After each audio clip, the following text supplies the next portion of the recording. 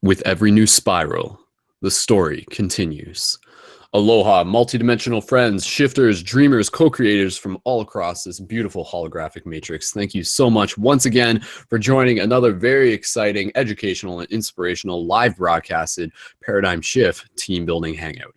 My name is Brendan, aka Wolf Shield, aka Skull Babylon, joined once again with fellow shifters from across the world. So fellow shifters from across the world, let's feel free to unmute ourselves, make some noise, and send some love to all the beautiful people who are listening to this in the future and otherwise. So make some noise, guys. Send some love. Whoop, whoop, whoop. You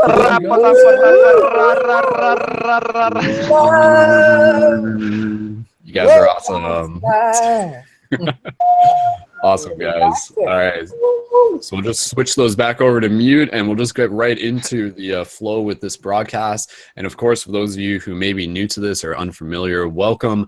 As we mentioned, this is a Paradigm Shift team building broadcast as part of the ParadigmShiftCentral.com real-world interactive game to help shift consciousness. So essentially what it is that we are doing here tonight, we are coming together, we are creating some sacred digital space to be able to practice talking about the things that we don't normally get a chance to talk about, related to consciousness, metaphysics, spirituality, dimensions, lucid dreaming, how to help change the world, and how to continue to inspire each other, and the beautiful art that we're creating, and all the little things that are making the big difference. So we've been doing these for quite the regular, and of course there's quite a lot to the project that you can check out at ParadigmShiftCentral.com. And as we continue to move through this, we're going to learn a little bit more about what each of the people here are doing to help shift consciousness, and then we're going to get a little bit of some ideas as to what are some topics we want to bring to the discussion circle tonight, and then we're just going to allow the flow to naturally go wherever it may need to go in this moment. And as per usual, we just want to encourage and invite people to be able to share this broadcast if they happen to be tuning into it live or afterwards with others, to be able to invite them to download this inspiration and to be able to contribute to the project and be a part of it, knowing that you're always welcome to take part in future broadcasts. So what we're going to do here, we're going to start going around the talking circle, and what we're basically going to do is we're going to introduce just our names, where we're from, what we're doing to help shift consciousness, and what are some topics that we might be interested in talking about within tonight's team building broadcast. Now, before we do that, I just want to lay down a couple of foundations. Tonight, we are going to do something very unusual. As crazy as it sounds, we are going to aim to make this broadcast less than 2 hours long. I know that's like insane when it comes to our broadcasts, considering they're normally like 4 hours long, but we're going to try to stick to this. So that just is encouragement to keep things concise and just kind of potent in that sense. So keeping that in mind for everyone who's kind of in the Hangout right now as well. So in terms of other news, as a general introduction for myself, my name is Brendan, as I mentioned in the beginning, and a lot of what I've been up to lately has been doing a lot of production related to the Journey to Lucidity movie, and that is something that is a part of what I am doing to help shift consciousness, and I'll explain a little bit more about that as we go on within the broadcast. But if you're wondering why there haven't been any team building broadcasts or regular broadcasts in a little while, that is the answer. And long story short, I'll be going out to California on April 2nd, so very soon at the time of this broadcast, to be able to attend the Lucidity Festival and to be able to help film Journey to Lucidity 5, Return of the Light Guardians, which is the final film in the Journey to Lucidity movie saga. So if you happen to hear this in time, or you just want to be able to check out more of it, you can find it on my YouTube at youtube.com/SkullBabylon, and also check out lucidityfestival.com to be able to find more about the festival and to be able to attend as well. So in terms of that, I will be away for a little bit, but once we resume later in April, we are going to start bringing back a more regular routine schedule with these broadcasts. So you can start expecting them at least once a week, whether they're team building broadcasts, whether they're global meditations, or whether they are dream classes, destiny school, or any of the other very exciting things that we do within the Paradigm Shift Central project.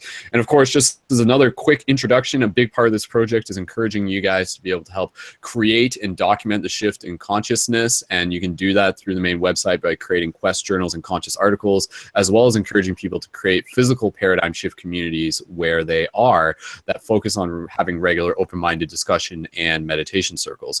So again, my name is Brendan. I'm from London, Ontario, Canada, and part of what I am doing to help shift consciousness right now, as I mentioned, is creating the Journey to Lucidity movies.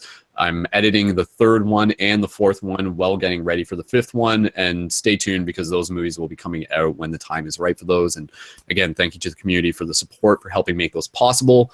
And in addition, I'm also helping shift consciousness by hosting the regular Paradigm Shift London meetups that we have. And lately, we've actually changed location for our meetings, and we've been doing them at a local organic cafe. And so that's an awesome way for us to be able to support local conscious community, support local conscious businesses, and also to be able to just like come together as a community. And they've been really exciting. And one of my favorite parts about it is that one of our friends, Bright, consistently has been bringing out her little son, Orion. And some of you may have seen pictures of him holding a free hug sign. And he's like our little shifter buddy. We got a few like younger kids within like the Paradigm Shift London community as well, but he's really taken a keen liking to sort of emulating the idea of being a real world superhero. And he's really into superheroes. He's only 5 years old, or barely 5 years old, and he has actively started joining doing free hugs with me, and we were doing it on St. Patrick's Day, and so like that was adorable, and we did a Facebook live broadcast, and it was amazing just for like people to be like, oh my god, a small child doing free hugs, like this just melts my heart and makes my day. So like just that, again, as an example of what we're doing to help shift consciousness, that's a little example there. And stay tuned because I plan to do some more actual videos with him down the road in the future. And so, yeah, just moving along here as I get ready to pass the talking stick, doing the regular Paradigm Shift London meetups, working on Journey to Lucidity, and also really changing my diet has been another way as to help out how I'm helping shift consciousness.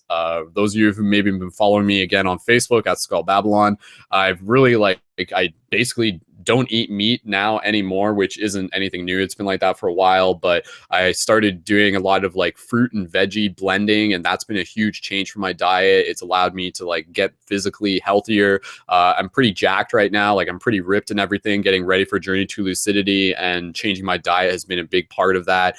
Even cutting out gluten has been a big part of that. I said I wanted to like stop eating gluten, and over the course of like a month, eventually that happened. And now like maybe I'll still have it now and then, but I used to have it maybe like, you know, maybe 4 or 5 times a week, whereas now I just don't, because eating gluten is kind of like dead weight, or like by gluten I just kind of mean bread and everything. And so yeah, changing my diet, and even like trying to like cut out cheese as much as possible. I rarely eat cheese now, and obviously cutting out like any of the dairy products in general as well. So yeah, again, changing my diet has been a way how I've helped shift consciousness. So that's my introduction. And in terms of things I would like to talk about tonight, I'd be interested to see if you guys want to talk a little bit about mantras. There is an idea that I wanted to share with mantras, which is something that we actually talked about at the last Paradigm Shift London meetup, related to kind of how mantras transcend space and time, and we'll get back into that later.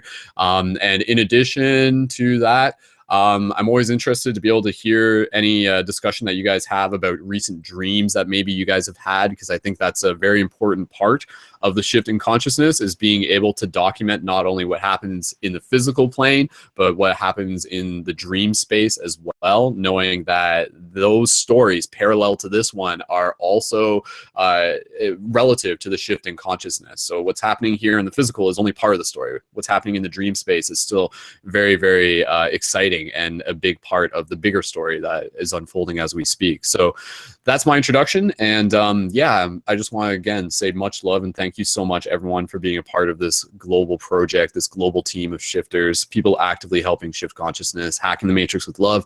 You guys are amazing. I love you, sending you so much blessing, and I look forward to continue to co-create with you as we keep moving through this. So with that said, we're going to pass the talking stick around, and who would like to introduce themselves next? Just kind of raise your hand if you're on camera and I got your microphone muted. So whoever would, Brandon. Okay, so Brandon's going to introduce himself next. So Brandon, when you're ready, we're going to pass the talking stick over to you, and welcome to the Hangout. Go right ahead, sir. And let me just make sure, hold on. Try unmuting on your end, Brandon. if you can, because I was trying to unmute it on my end, but I wasn't sure if it was working. So give it a go. Hello? There, you're good. Perfect, man. All right, talking Cool. stick is in your hands. Welcome. My name is Brandon, but everybody calls me Fox. Um, I travel California a lot, I guess, but Aromas, California is where I am now. But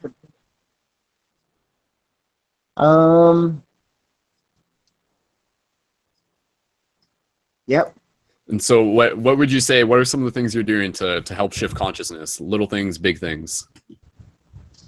Trying to recognize who I am, and who I am is all reflections of each other, right? And we all hold the same powers as each other, and our vocal cords hold magic spells for sure.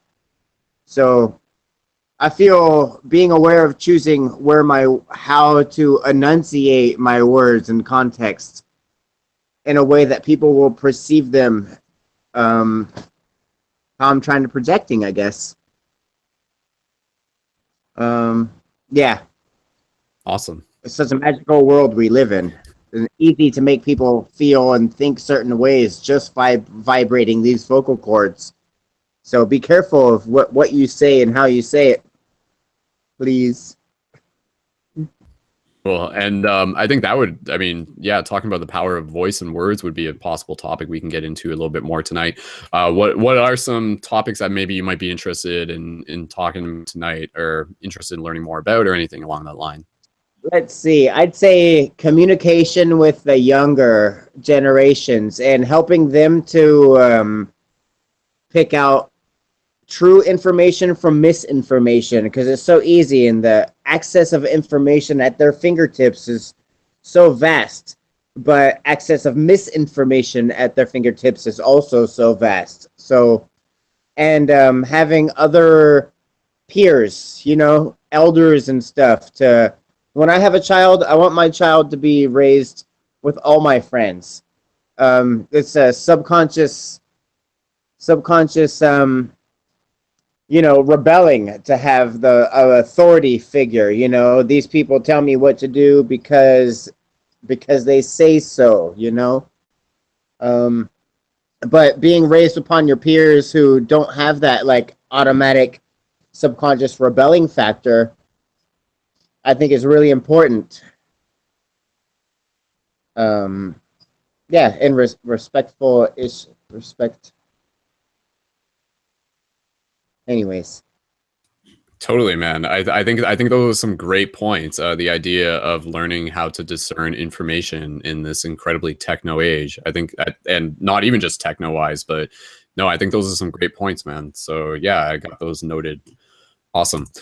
Is there anything else you would like to just add within your introduction? A little message out there for all the other dreamers tuned in? Nope. Anything you can conceive in your mind is possible. So don't leave anything out as possibility. Beautiful, beautiful, awesome. Brandon, thank you so much for joining us, and yeah, look forward to getting some more conversation rolling. So perfect. Awesome. And if you can work your mute button on that, that'll be fine. And cool. Awesome. Okay, guys. So we're gonna keep going around with the discussion. I'm gonna keep passing the talking stick around. Before we do that, just again, because there's a lot of stuff that gets mentioned in the broadcast, but I just want to anchor it in for a second to just kind of like set the obvious intention. And it is obvious to me, but just to be able to reiterate it for those who are listening to this. Again, the purpose of these broadcasts is multitude. Among other things, the core of it is to educate and inspire. And the fact that it is a team building hangout, that is what this is about. This is really about building a team. And the cool part about this is the idea that, yes, there are people all over the world who are actively helping shift consciousness. So what we kind of want to do through these broadcasts is to document that story through us passing on our experiences through this form of communication. So rather than, like every day there's people doing millions and millions of beautiful things, let's try and crystallize some of that and to be able to share it within this broadcast. And then in addition to that, we're also aiming to create, concise, informative, entertaining, and educational discussion so that people can listen to this afterwards and download that into their own experience so that they can continue to ride this wave that we are all generating together, knowing that as a team, we are creating this collective momentum that is very real and a very big part of the ongoing shift that is happening. So I applaud everyone for being a part of this. So let's continue to do that. And it's a beautiful honor to be able to continue to build this amazing team of light guardians together. So with that said, we'll keep passing the talking stick around, and who would like to introduce themselves next? And we'll just okay, so we got Eleanor. Okay, so Eleanor, let me just check your microphone. And Eleanor, when you're ready, passing the talking stick over to you. Sorry about that earlier. I thought I was on mute, by the way. All good. My name's Eleanor, and I'm in Cape Coral, Florida. I awoken literally overnight on November 2012, and have been on my path since then, back to my authentic self. I haven't gotten there yet, but my life is totally changed. It's been a lot of learning curves. Learning how to discern is valuable. There's just so much I want to say that I just don't have enough time. So with that being said, very vital at this time is raising your vibration as we go into 5D.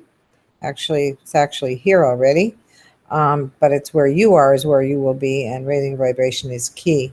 I've managed to do that to a degree where I know I'm okay, but it's never good enough. I haven't opened my third eye yet. I'm having trouble. Being that I'm just about 60 years old now, I think that's part of it. You know, my pineal is, and I think that's a good discussion too, is the pineal and opening the third eye. Power of word was brought up. There's also the power of thought and manifestation. And that's part of the collective consciousness that we're all doing and what we're doing now to help raise that. There's just so much I want to say. And every time I get the podium, I get the old brain fart. I lose it. But I'd love to share. And as we go along, I hope we're able to interact and go back and forth, because I know things will come up. Dreaming is another thing that's really coming prevalent. And with the energies in the sun. And I want to mention earlier, I think it wasn't Brendan, but it was our, our truck driver friend. I'm sorry, I forgot your name already. It's Manny. I'm terrible with names. Manny. But the vitamin D, the sun, we're also getting cosmic divine energies, and that's help lifting our vibration and our consciousness and expanding our consciousness. There's just so much going on all at once, and the planet is feeling the chaotic result of that. But it's the calm before the storm, and everything's going to be awesome. We're getting there, and protecting yourself from the dark, and all of it goes together. It's all synchronized. Synchronicity, incredible. And I could go on, but I'm going to pass the stick. Awesome. Well, Eleanor, thank you very much. That was beautiful. And thank you You're welcome. for bringing your energy here as well. Thank you, Brendan, for all you are and do. Thank you. Thank you. I will Awesome. Greatly received. Yeah. We hustle. Cool. Okay, guys. Again, I'm just taking down notes. So a little bit of what Eleanor said there, what Brandon said there, what I mentioned there. We're creating a little bit of a list, and then we're going to kind of go over these topics again as we go through the introductions. We're going to see where the conversation takes us. Again, keeping in mind that we're keeping this broadcast a little bit more concise, shorter than others. And again, within the intention of this broadcast, I know I literally just did this, but even still, there's like other layers to it that I just kind of want to peel back into, and stepping back into like the bigger story, right? A big part of this, when we're talking about the shift in consciousness, which is a discussion that we can get into in terms of what does that mean to you guys? You know, that's what we're here to practice talking about. But it is this idea of like awakening into our potential, awakening into the idea that this reality is not as cut and dry as it appears to be, awakening, as we were mentioning, the idea of like how thoughts create, and also awakening into like our star lineage, if we want to even take it to that level, our cosmic lineage, sort of expanding beyond our identity as just who we are here on Earth, but who we are here as like a cosmic awareness in that sense that is crystallized into one individual spectrum of what we recognize as an I, as us. And in that story, it is all us talking to the bigger us through this story. So again, it's about seeing the oneness. A lot of this stuff is kind of like stating the obvious, but it is always kind of important to sort of bring it back to that, because a big part of the discussions here is to be able to be the bridge between things that we may be familiar with and mainstream culture, those who are continuing to wake up. And that is the beauty of the story, is that every day people are continuing to wake up, because a lot of this wisdom and this truth and this understanding is something that we are remembering, literally remembering. And that is like within each and every one of us. So even just something Eleanor said, and I'll just say this real quick and we'll pass the talk and stick around.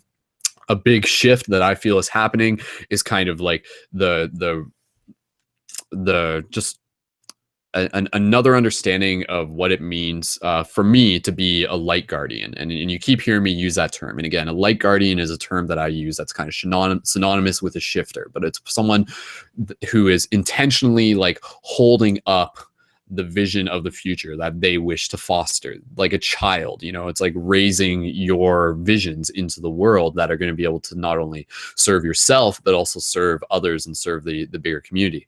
And so like as a shifter, but more so as a light guardian, I'll just say this real quick, even though I mentioned it before, very simply put, the light guardian to me no longer represents this like identity of only standing on one side of the spectrum of the light as we commonly think of it, but rather understanding that to me, and to I feel many of us, we're remembering that light is actually more so than anything the circle around the yin yang. So if you were to think of the yin yang, you know, you have the white and the dark. The light is the yin yang. The light is not just referring to the white. And so I was just prompted to think of this because again, Eleanor was saying, you know, trying to learn how to like live with the darkness in that sense. Like that is the journey of the light guardian, I feel, is to not try to just like keep darkness as like something that we're trying to always like distance ourselves from, but rather being able to understand and to integrate the darkness within ourselves, not only as like a negative thing, but also the part of us that is willing and capable of going into the darkness, which can sometimes just refer to as like suffering and turmoil, and in often cases, deeper understandings of self. And so like that is, again, just putting that vibration out there, that the light guardian is the one who is capable of going deep into the darkness and carrying that light into the darkness. Again, so I mean, light's kind of a flexible word, but yeah, like darkness and light are light in that sense to me. So yeah, but again, we can talk more about that a little bit later. You know, what does it mean to be a light guardian for you guys? So we'll keep passing the talk and stick around. And again, much love to everyone listening to this. Please feel free to share the broadcast. Current numbers wise on YouTube, we got about 9-10 viewers tuned in live. So shout out to you guys. And yeah, shout out to everyone as well listening to this into the future. And side note, look up Paradigm Shift Radio on iTunes if you're looking to download this on an MP3 or any past episodes. And there's thousands of hours in the archive of inspirational stuff to check out. So let's keep passing, talking, stick around. Who would like to introduce themselves next? Looks like, all right, looks like Gentle Chaos. We will pass it over to you and go ahead. I think your microphone's already unmuted, so go right ahead, dude. You can introduce yourself. Okay, actually, no, it's not. Sorry, hold on. Check your microphone on your end. Just go ahead. It was working earlier, but for now it's not. And it's not muted, so yeah, no, it's not coming through, dude. If you just want to do a quick join and rejoin, I'm sure that'll fix it, if you don't mind. Yeah, I think we were just, yeah, go ahead. Okay, so yeah, literally, we're just gonna give it like half a second because I'm sure Gentle Chaos, aka Daniel, they'll be able to join in a couple seconds. But yeah, again, shout out to Michaela, aloha. Did I pronounce your name right that time? Yeah. Okay, cool. Awesome. I'm getting better. I'm trying, guys. Awesome. And yeah, again, so just in terms of the other people who are in the broadcast, we also have Manny, we have Michaela, and we have Nick, Bryce, and possibly a Brianna who is somewhere off screen somewhere. Oh, there is a Brianna off screen somewhere as well. So awesome. We got people from all over the world. And yeah, so we'll see if Daniel's going to join in a second. Otherwise, we can pass the talking stick and we'll allow somebody else to jump in, and then Daniel will go in a second. So would Manny, Michaela, or Nick want to introduce themselves next? If you guys, Nick, you can. Okay, cool. Nick, you can toggle the mute, and we'll pass the talking stick over to you. Welcome. Go right ahead, dude. Oh, hold on. Okay. Oh, Nick, I still had your volume on. Okay, Nick, let me just 1 second. Okay, Daniel, go ahead and check your audio. We'll just see. Hello. Hello. Yeah, okay, it's coming through. Okay, cool. So Nick, we'll get you right after Daniel, and that worked out perfectly. So Daniel, we'll pass the talking stick over to you. Welcome back to the Hangouts, and go right ahead. Yeah, Daniel, you're good to go whenever you're ready. Oh, maybe Daniel can't hear us right now. Daniel, if you can hear us, respond in the next couple seconds. Otherwise, we'll pass it over to Nick, and then we'll get back to you. No worries.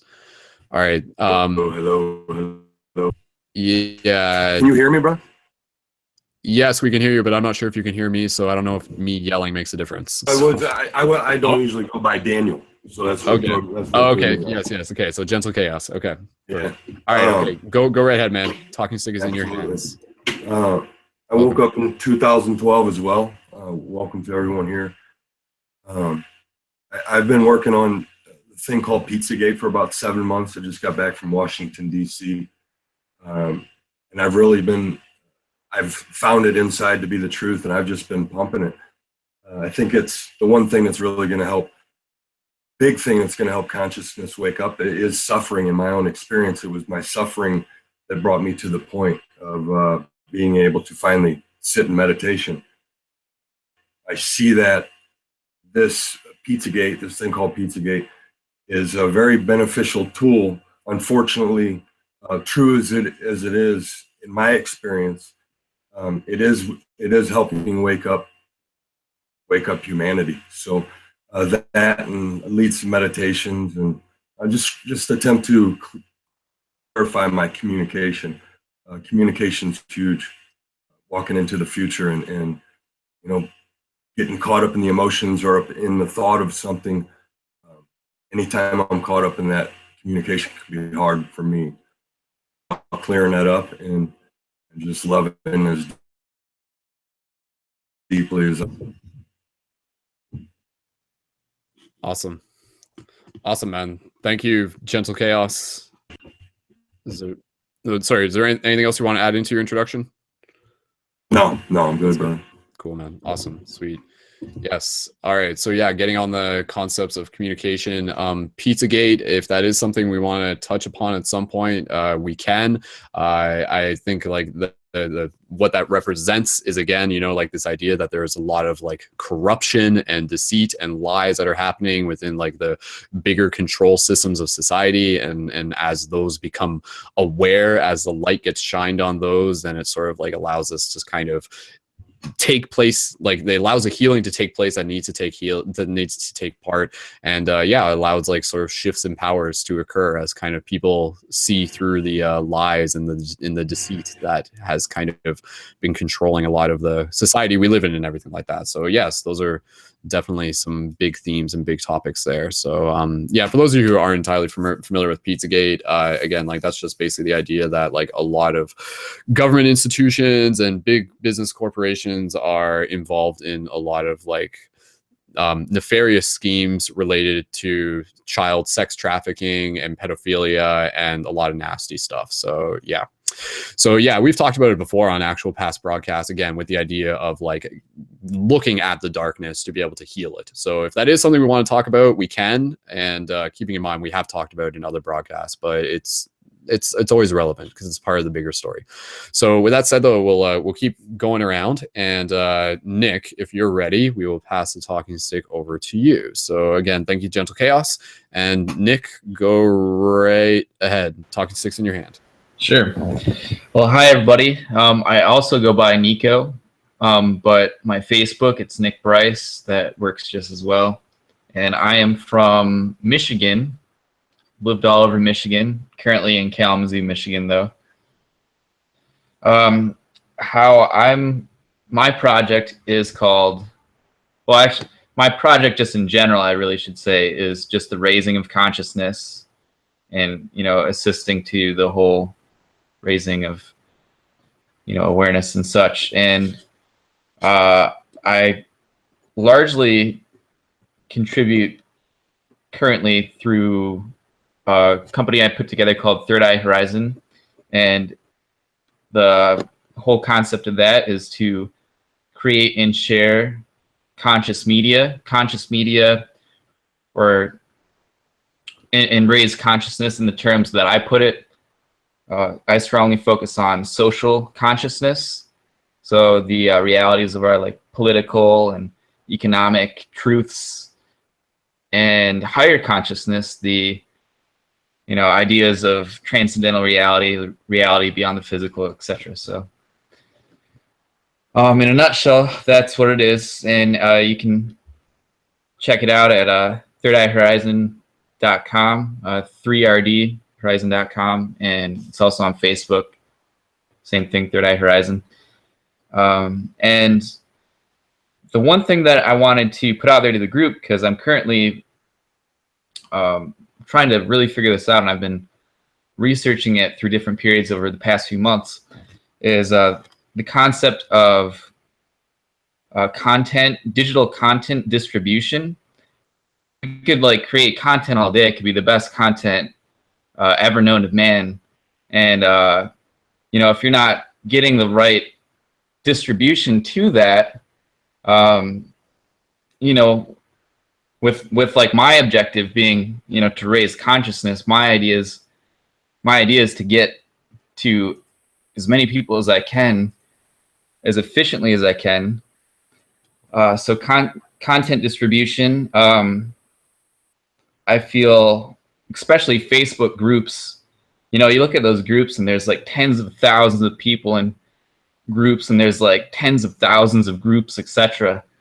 And I feel like that's just a gold mine of people. And I know there's ways, and I've experimented with scheduling posts, and you can plan a bunch of posts, and with very little effort, you can just schedule all these posts and send them out to all these groups. I've done it before, but I've kind of struggled with different methods in doing that. So if anybody has any insight on particularly Facebook group digital content distribution, or just digital content distribution in general, I'd be interested to hear. And related to social media, I do a lot of social media work with that.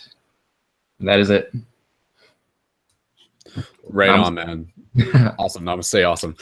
Dude, yeah, absolutely. Taking notes on that digital content distribution. Totally. I mean, again, for those of you who have been connected with the Paradigm Shift Central project, that creating media and distributing media is a big part of what this project is about, because I'm totally in the exact same boat as you, Nick, in terms of okay, what is the best way to get this stuff out there, because we are in a different digital age than we were in even 5 years ago. Whereas in 5 years ago, you could have a super badass YouTube video, you post it and people would see it. Now, because of the way algorithms work and everything like that, it is very difficult to be able to get links out there and to be able to get things seen unless you are operating a huge page with a huge million-person network already. Right. We can talk about this a little bit later on, or at least even on the side. But I mean, again, once I get back from California, I'm going to return my focus to being able to help the whole team with things like that. Because again, what Paradigm Shift Central is intended to be is kind of a platform where people who are in the same position of I have a lot of stuff that I want to share, but no one's seeing it. How do I get it to more people? Through posting it through Paradigm Shift Central, and even through the Facebook and the main website through the Quest journals, that's where I want to be an ambassador, to be able to help get more stuff out there, and to be also have a designated core community media team who would be familiar with certain tactics, where we would be simultaneously sharing certain Facebook videos through groups within certain time frames, and just exploring other media, other mediums such as Reddit and also Twitter and anything else. I mean, there's a lot of discussion on that, but yeah, once I get back from California, I do want to have, because we've kind of done this before, I do want to have specific broadcasts about like media creation and media management. Because again, I feel that's, again, going back to our light guardian mission, our intention is to like help like spread the light, to help like bring it both physically into where we are as well as digitally, to reach out in all the multidimensional directions that our branches can reach. So again, it's not just physical anymore, it's digital. So absolutely, I want to be able to help build this entire Paradigm Shift Central network, so that as we start growing the base and the audience of it now, it will help like in the future when we're just like, okay, got an awesome video, get it out there, and we know it's gonna reach like, at least like a few thousand people, opposed to like desperately trying just to get it over to like the first 1,000, which is unfortunately too common of a case nowadays. So yeah, I am committed to being able to help solve that mystery for myself and for all of us who are adamant and passionate about creating media. And the good news is we got lots of time. I know a lot of us are committed to this. So I mean, yeah, building the foundation for something that's going to last us over the years is the objective. So we got time on our side. So Nick, go ahead. Just before you like switch gears, I just wanted to throw one last thing that popped in my head. Yeah, because I'm right there with you, like to everybody else's projects out there, and especially digital media content, distributing it through social media, Facebook groups. I just have this like very strong intuitive sense that is that is something that could be very strongly impactful right now. I found a couple different services, and I'm trying to like play with this one called like Post Pilot or Pilot Post, and it's free. And if I can figure it out, I'm currently having difficulty. So if there's like other platforms, people can chime in if they know any that are like free or user friendly or accessible. But for example, like if I can get this to work and it's free, I would want to like make a video on like how to use it or something, and like put it on the Patreon page or Patreon, sorry, Paradigm Shift page, and just because that would just be so powerful to really empower us as content creators and to our respects, consciousness creator or raisers and light guardians, etc. So totally, that's it. Awesome, man. Yeah, definitely send me any links you got on the side, and we'll take a look at things, and we'll definitely return to this discussion in the future. And it may not be too much of the focus for this broadcast, but yeah, it's definitely something if people just like have thoughts, like if you like actually know something to like solve this, that would just be really short. Yeah, and again, like we'll talk about this, but it's going to be a combination of like building Facebook page audience through like memes and through consistency and through schedule.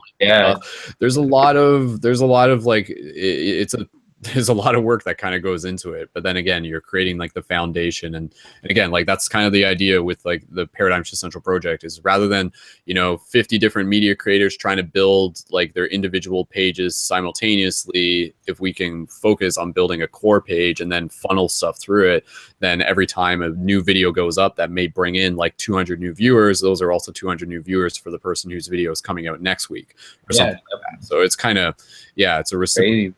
So we'll definitely work on it, and absolutely, Nick. And thanks for being on the ball with just like what's new and just looking at tactics and creating media and everything on your end. So awesome. Just trying to do my part. Totally, man. Sweet. So shout out to all the other digital ninjas out there as well. And again, you can check out Nico's project at Third Eye Horizon, 3RDI Horizon, IYE. Horizon on Facebook, and I'll include a link into that for the show notes and in the live chat as well, and you guys can check it out. And the main website is also thirdeyehorizon.com. Cool. I just threw that in the chat too for everybody. Perfect. Awesome. Sweet. Okay, let's keep bouncing around, guys. Again, I'd love to be able to keep this broadcast under Maybe we'll make it 2.5. We'll see. But we'll see. Okay. Now I think if Manny is still there, Manny, we'll pass the talking stick over to you for your introduction. Let me just check your microphone. I Manny, am here. I am you are- here. Can you hear me? Yes. Welcome, Manny. I'm just welcome humans. I'm here.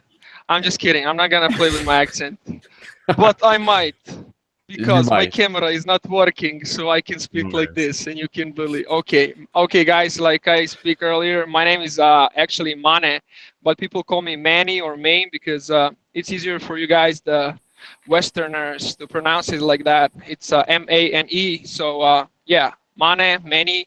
I am from Belgrade, the capital of Serbia. It's a really small country between on a crossroads of civilizations, I would say, from west and east. East is Russia, west is, I don't know, Western Europe.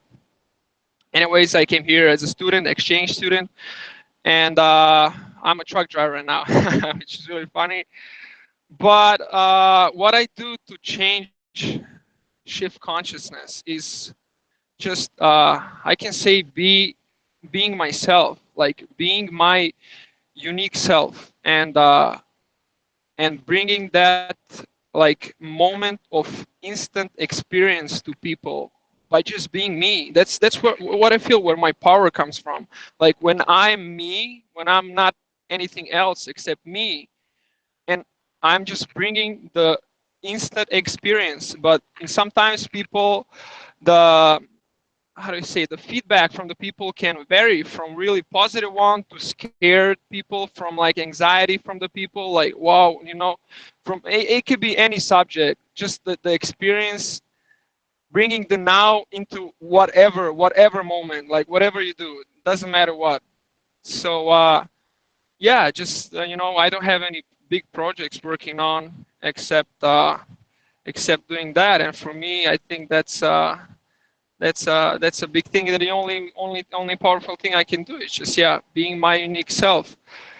And what can I say more? I don't know. I'm just driving the truck towards Cincinnati, Ohio, and I'm really excited to speak with all you guys and share the experience. And it's really cool that we are, I don't know how many miles apart, and we can speak in real time and look at each other at the real times. Technology is also a really cool thing, and we can speak about technology. And now VR is coming up, and now I can see all these commercials with how do you say, the artificial intelligence and the merging of that. So I don't know much about it, but we can speak about that. And that's, I don't know, that's about me. Short story. man. So yeah, so you kind of mentioned artificial intelligence and stuff. Like, yeah, what would be some topics that you'd be interested in hearing talk about tonight? I don't know, just in yeah, one of those. Just, okay, cool. yeah, just the technology. And is it gonna be a good thing? Like, are people afraid of like technology? Are gonna, like, we're gonna have machines taking over, or is it like a good thing, like, to have and merging that much with the technology? Is it a good thing or a bad thing? And I think that would be cool. Cool, man. Cool. And just earlier before the broadcast, we were talking a little bit about dreams and stuff. It sounds like you've been keeping pretty active within the dream space. Did you want to, I mean, we can always get into it a little bit later on and stuff, but do you want to mention anything just about what dreams have been for you, what they've been feeling like for you lately? I don't know, like I said earlier, like I've been dreaming the animals for the last like 2 nights, and it's really positive for me. Waking up, like, I don't know, really feeling energetic, and experience is still there. I remember the dreams. I spoke with the guys and girls earlier, and I still don't know much about dreams. I can say I don't have enough time to invest in that, because I am still a foreigner here. I don't have, I have my own battles that I need to fight while I'm trying to try to be myself, be my unique self, and also deal with the material, real stuff that needs to keep me here grounded like for now in United States, for example. So it's a different battle for me just being here, and yeah, you know, it's really really really good to speak with all you guys. Awesome, man. Awesome. Ooh, there's some thunder outside my window. I don't know if you guys heard that. That's pretty sweet, though. Good timing. Yeah, and just kind of like speaking on behalf of what Manny was talking about earlier, because we were talking before the broadcast, and he was talking about how he had like dolphins show up in his dreams, and yeah, I mean, we can talk about that a little bit later on or whenever, but take note. If you ever have dolphins show up in your dream, definitely take note of that, because those guys are super freaking sentient. So state the obvious. But yeah, Manny, I just want to ask you, when the dolphins showed up in your dream, do you remember what it felt like for you? Like, was there like it felt like okay. So long story short, if anybody was listening, I jumped from the highest point of the cruise ship, and because we had to jump, it was waves up and down, and like there was a buddy of mine. I don't know who it was. It was like a male person, like a friend, something like a friend. Anyways, the up and down. Oh, at one point I'm just, I gotta jump, and I'm jumping, and when I jump in the water, like the ocean, I jump so deep, like I go way too deep. I'm like, oh no, oh, I'm not getting out of this one. Okay. And I try to go up, and there was a bunch of sharks, you know, and I close my eyes, like I try to pretend they're not there, because I don't know, it felt like that. And after that feeling, after like sharks swimming around me, bumping me with the nose, I came like closer to the surface, not close, but like closer, halfway up, and then the dolphins started to show up, and I felt like the feeling of protection, like the safe space, like just like it's like my friends there, nobody can do me nothing now, and then ended like I reached the surface. So yeah, I said earlier when I read log dream book that dolphins mean, I mean, might be wrong, that you're gonna lose somebody close or something like that. It read just like that, like dream a dolphin, you're gonna lose somebody close to you. It might be myself, like you said. So yeah, we were saying it might be like losing an old part of yourself or a part that doesn't serve you and stuff. But yeah, like always be kind of like, you know, use your own discernment when it comes to reading dream dictionaries that tell you what something may or may not mean, because it's not everyone's dreams are going to have like their own language to them, and that's like part of the dream exploration process, is discovering the language of your own dreams, and of course writing them down, and just like being able to tune in with like what they feel like is a big part of it. So yeah, no, I mean, any time that if there is like dolphins that show up, I think that's like a blessing, you know. That's some like nice like dolphin medicine right there. So Manny, I think that's pretty sweet, man. yeah, thanks, man. I hope. Don't worry, man, you're divinely protected and guided. Keep your eyes on the road. No, yeah, I'm just gonna drive until I go to sleep, and then tomorrow I'm gonna text you about what I dreamt. Do it, man. Absolutely. Yeah. If you can put together like a little dream log, yeah. Please feel free. Awesome, man. Sweet. Manny, is there anything else you want to share for all the other dreamers out there and such? No, except that human, what are we gonna do about merging with the technology? Are humans, are we gonna take over, or they're gonna take over? What is going to happen, my friend? That's a good question, man. Is it a good thing? Yeah, let's talk about technology too. Spirituality, technology. Yeah. Can we I don't know. Yeah, let's talk about that. Word. There's in theme with the technology, and I would like to be able to just like hear some of your guys' thoughts on it as we go through this. Yeah. Devin, who is posting in there's that thunder fox outside again. Devin, who is posting in the YouTube chat, he may be joining later, but he was just posting a comment. And Manny, I think you'll get a kick out of this. You might have even seen info about this. First human head transplant is scheduled for December 2017. So I read that. Devin is asking like, what's going to happen to the energy of the body / consciousness? So, I mean, I think, you know, like if we start like taking apart the body using technology and like replacing the limbs, and like, I mean, that's a question, right? It's just like, how much can you take away from a body before you like take away the soul? Or like, does the soul like carry over with the technology, or can you create a shell for the for the spirit, for the ghost in the machine? And I think it's yeah, Ghost in the Machine. Go see Ghost in the Machine, everyone. I plan on seeing that eventually, but yeah. But yeah, that's we'll talk about that in a bit. Definitely, because I think technology is definitely you know, very relevant thing. Yeah, I want to say just that thing with the guy, yeah. with the guy having like head transplant. That's yeah, that is too, like, I don't know how to express, like, too physical, too it's really physical meaning of like literally chopping and putting. But what they speak about is just, can you contain the consciousness inside of the technology? That's what they speak about with artificial intelligence. They want to create a machine so they can house the consciousness.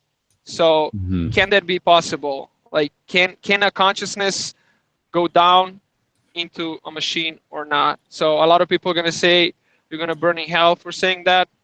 But yeah, we're here just to, you know, express opinions. I'm not saying it's a good thing. I think humanity is awesome and we're the perfect machine. We don't need, we can make I don't know, we don't need people working yeah, I don't know, dumb jobs. Like, we can do so much more. We can explore space. We can build robots to do other stuff for us while we go out there, you know. But, you know, yeah, let's just speak about that.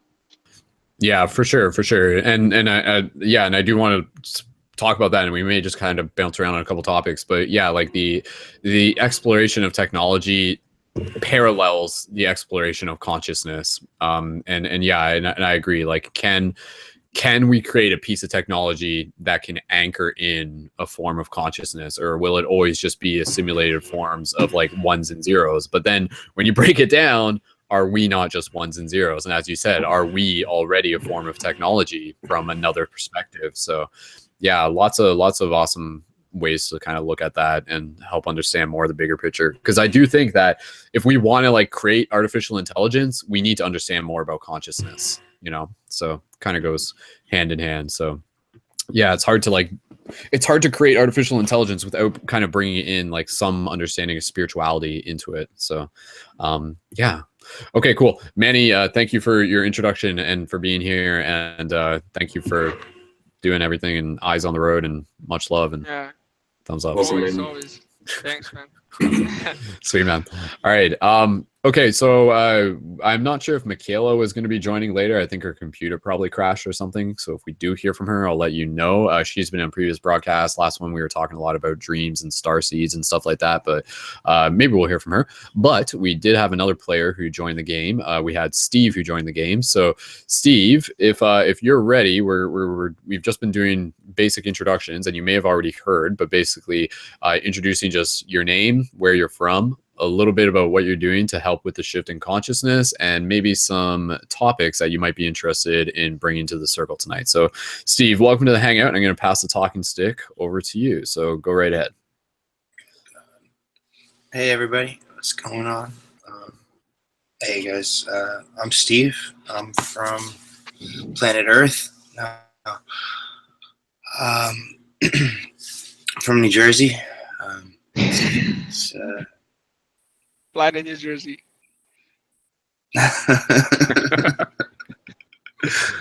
No, I don't know. What am I actually doing to make the world a better place?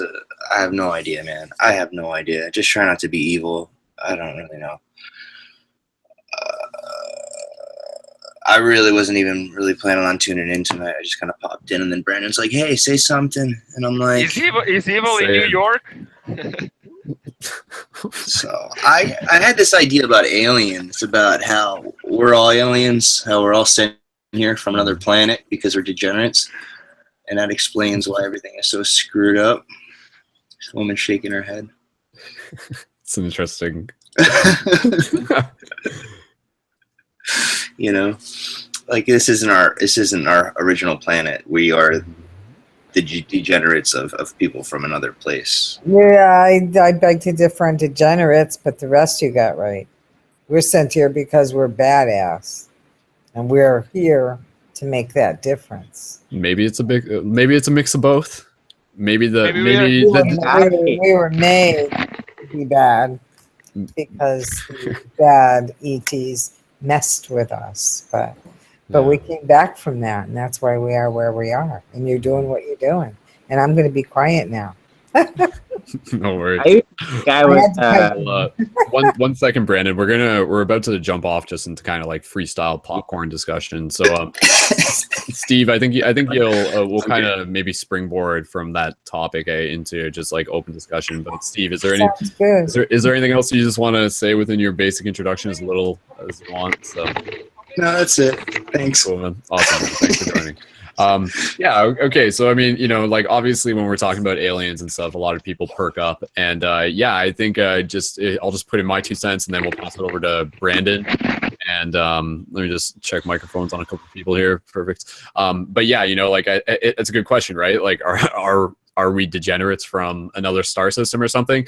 I think that's a very subjective term, but at the same time, I do think, or maybe this is just an idea, that in some cases, like there's a full spectrum of souls that have come to Earth. There's like the ones who are like super like already like got things figured out, and then there are the ones who are like deep within the illusion of their own suffering and stuff like that. And so both of them are there for a reason. And sometimes I think the ones who are kind of like making things difficult for the rest of us are there to make things worthwhile for the rest of us as well, because we came here as alchemists to be able to like transmute, and like through that, like that's where we're helping kind of like lift everyone up, opposed to just kind of like leaving the quote unquote degenerates to be degenerates. So even the degenerates are here to be able to ascend in their own process, and I use that term loosely, to be able to like heal themselves. And I think if anything, like healing and learning and knowledge would be like the reasons we are here, but really emphasizing on the healing. I feel like a lot of souls come here to heal,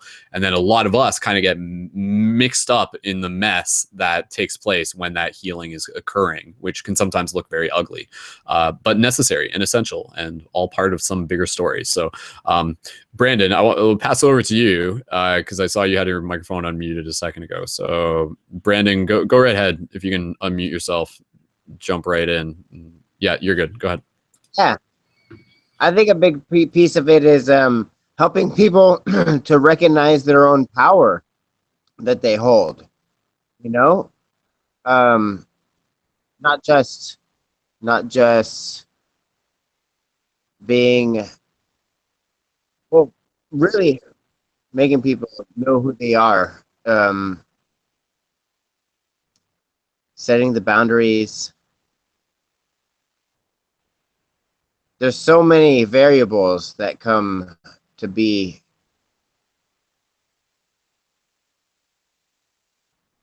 Anyways. Yeah. Like in terms of that, do you want to expand on that at all a little bit more? Or I lost my train of thought. No worries. Okay, quick, somebody else pick up the stick. Keep passing it around. No worries. Yeah. Okay. So let me just kind of like we'll take a minute here if we want to talk about like aliens and what what it is that we're doing here on Earth. I think that's always a good kind of core topic to kind of branch things off from. And then in the next moment, I'll kind of go over the list again of what we kind of have generated through these introductions. But Eleanor, we'll pass over to you. I believe you want to jump in there, so go ahead. Well, everything begins with the heart space, our soul, our intuition, everything. I believe and know is my own truth, and what I've come to find through my journey of the past 5 years plus, we are all the chosen ones to be here at this time to raise the consciousness and vibration of the planet, people, everything that we come into contact with. We are given the dark, degenerate, if you want to use that word, anything of any dark, malevolent nature, in order to help us process and learn our lessons and graduate in our own truth back to our authentic self. Now, there's many ways that can happen, but we need the dark and the light, the yin and the yang, like you brought up the whole, you know, we need that all to learn the lessons. You can't move forward. Your soul can't grow until you learn that lesson and move forward. With that, you ET, Galactic, our Galactic and brothers and sisters, I embrace wholeheartedly, because we all have that within us. And we've been through many lifetimes, and we all have had different length of lifetimes. I've come to find out I've been here a very long time. I have been told I was one of the original 144,000 light workers, and I'm very frustrated. I can't even get my third eye open, but I feel I'm bursting at the seams. You know, it's there. I'm right on the brink. I've learned so much, but we need that balance.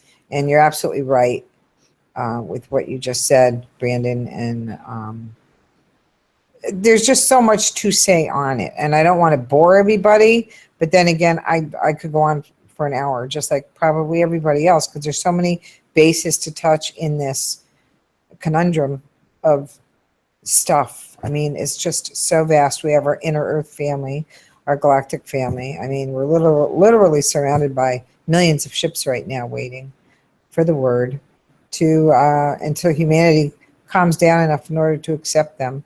There's got to be that things to happen in a certain way, and a certain amount of people need to be awakened to that point. And there's a lot of things that are going to happen in between, but that I believe.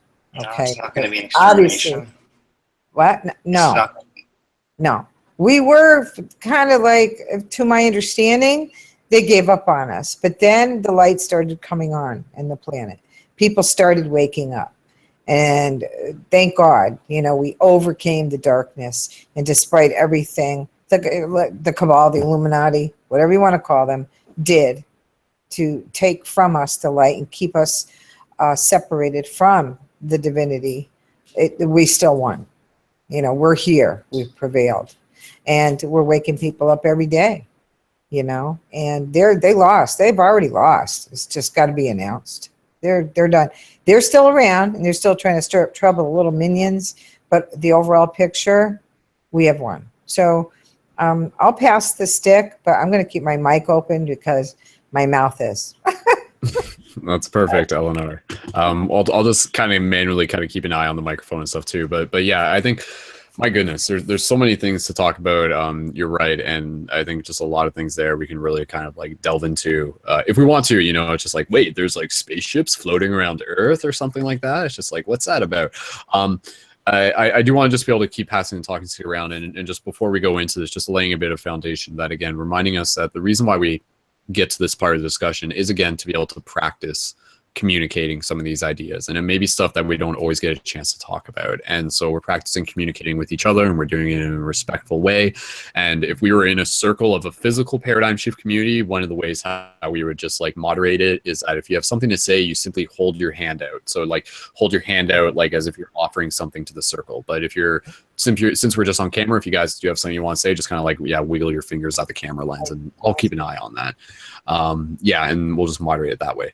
I did have like some things I wanted to mention just related to like what Eleanor was saying about like her feeling like she didn't have her third eye open, because I think the discussion of like what does it mean to have your third eye open is very interesting in itself, and I would be curious to hear what you guys have to say.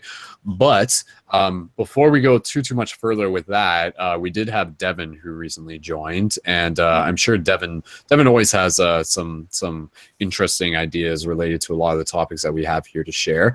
But Devin, if you're there, what I can do is I can pass the talking stick over to you and just quickly do an introduction of who you are, where you're from, and maybe a little bit about what you're doing to help shift consciousness, and then just any reply that you have to anything Eleanor is saying. And I'll just say this, just one point that just came to mind before I pass this off to Devin, is that I think for me, a big part that really resonates with this story is that the idea of like awakening to who we are, and I use that term loosely because like to me that's a very like simple yet grand thing related to like realizing that we literally are beings of light within the illusion of this physical reality, and we literally are the dream awakening to itself, and we literally are, you know, like multidimensional beings by nature and stuff like that. All of these things that relate to like understanding more about the identity of who we are than just like our physical names and you know, like what we have on our passports and stuff like that. All of this, like a deeper identity of who we are, I feel it is our birthright. And that's like kind of like just what I want to hit home, is that like this process of awakening is our birthright. It is within each and every one of us. It is our birthright. And so what we have is we kind of have this bigger story of like other people who are kind of like trying to keep that birthright away from us. You know, they're constantly trying to like separate us from it, whether it be by putting distractions in between us, or by keeping that knowledge hidden, or by dumbing us down with other things. But in some way or another, you know, they're just trying to keep that birthright away from us. But we still find our way through it, and we still find our way there. And sometimes it's looking outwards, and sometimes it's looking inwards. Ultimately, it's going to be a combination of both. But yeah, I feel that's the journey, right? It's just kind of like bringing what is essentially the birthright for other people to be able to know for themselves through their own gnosis. Devin, if you're there, we'll pass it over to you, and anything else you want to say with what's going on, please feel free. So Devin, go right ahead. We'll pass the talking stick over to you, brother. Welcome back once again. Awesome. Thanks. Can you guys hear me? Sounds good. Awesome. Cool. My name's Devin. I'm from Vancouver, BC.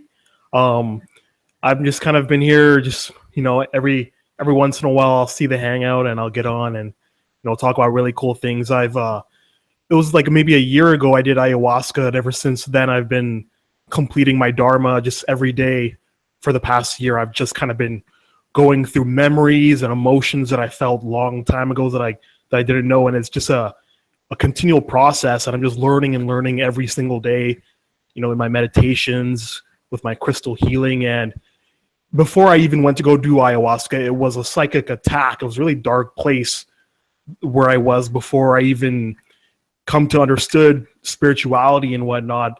It was a shaman, and my teacher still today, she kind of introduced me to crystals, and she kind of introduced me to Reiki, and it was just an amazing thing. It saved me from being on medications for maybe, you know, long periods of times. And it's now a gift that I want to give to the world. And that's just kind of where my path is heading towards. So it's just, you know, it's really humbled to be able to have the awareness of this world, the spiritual concept that actually exists, and just, you know, really humbled to be able to know who I am is. And that's, yeah, just like, yeah, I guess that's it. One of the things that, Eleanor said, I had a dream with ayahuasca, and it was to do with like, why would you choose someone like, I asked her a question, why would you choose someone like me to partake in this spiritual movement? And it kind of was like similar to the story of like, you know, I had to learn what conscious death was before, and you know how Earth was almost given up on. There was like, I guess you could say, galactic warlords that wanted to wipe Earth off not like a violent kill way, but like in a conscious death way. Like, we want to remove Earth to create new space for life. It was just in that way, and you know, it wasn't until humans really started waking up until they're just like, okay, Earth has a lot to give. Earth does actually have a lot to give. We won't just wipe it out to create new life just yet. We'll heal Earth and have her express her fullness.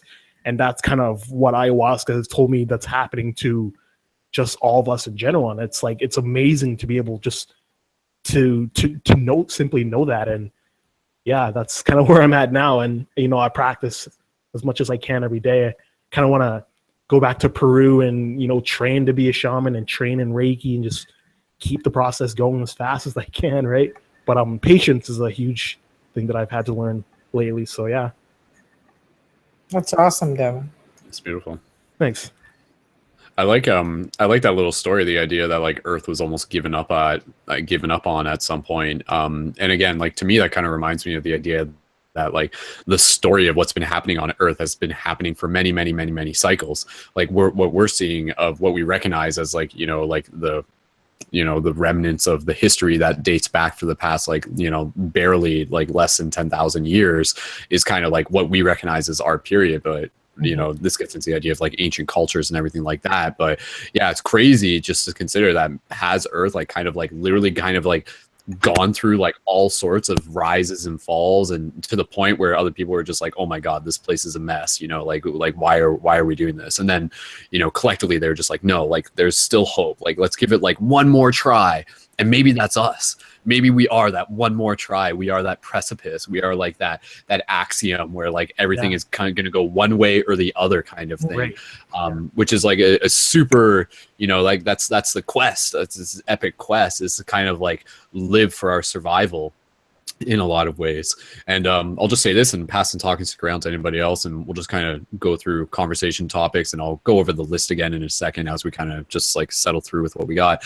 When we were talking about planets, I love the idea that, again, words kind of like reveal to us more than what we often see them as. But the word planet, like literally plan it, like plan it out, to me is just kind of like so obvious that it's just like, okay, what's the purpose of a planet? Is to plan it. So it's just like, okay, here's the plan, let's do it, here's the planet. So the planet is like the petri dish and everything like that things are kind of coming to fruition. They're the matrix, they're the hologram where things can take place. And also just putting the idea out there, kind of what you were talking about, like the spirit of the mother ayahuasca and everything like that. Just the idea of thinking of like the Earth as like a single identity, as being like a personality, like each planet literally kind of has like a bigger soul to it. So, you got Earth, and then you got like Jupiter and Saturn, and like each of them are kind of like these like soul beings that are kind of like communicating to each other. And to us, it just looks like these big balls floating through space, but on like a higher dimensional plane, these are like actual like entities that are like communicating in ways that we don't usually recognize as communication. But just putting those ideas out there is pretty cool. Sorry, can I say something quick? Go for it, Devin. Say as much as you want. Because I was reading in a book somewhere, but like Mother Earth, she has like chakras herself. Like Peru is like somewhere in like South Africa. Peru is actually like Mother Ayahuasca. That's right where her heart chakra is, and like she has a crown. Like the northern lights are the expression of her crown chakra connecting to the cosmos, and like she is like a very live being, and we came from her and we reflect her. Like our bodies are the same as her body. She has arms and legs, and in that kind of sense. But yeah, it's really cool. Awesome, Devin. You did real good. Totally. Eleanor, did you want to jump in? Anything? We are her children. Yeah. And her original name was Sophia. She agreed to come down embodiment. Oh, okay. Yeah. We call her Gaia. But it's Mother Sophia, and she is our mother, literally. I don't know if anyone here has learned or knows of grounding, but it's can be taken for face value, but it's intricate and more than just connecting. You can also heal, literally, and look up a town in Alaska who healed the whole town from wheelchair to standing up kind of healing.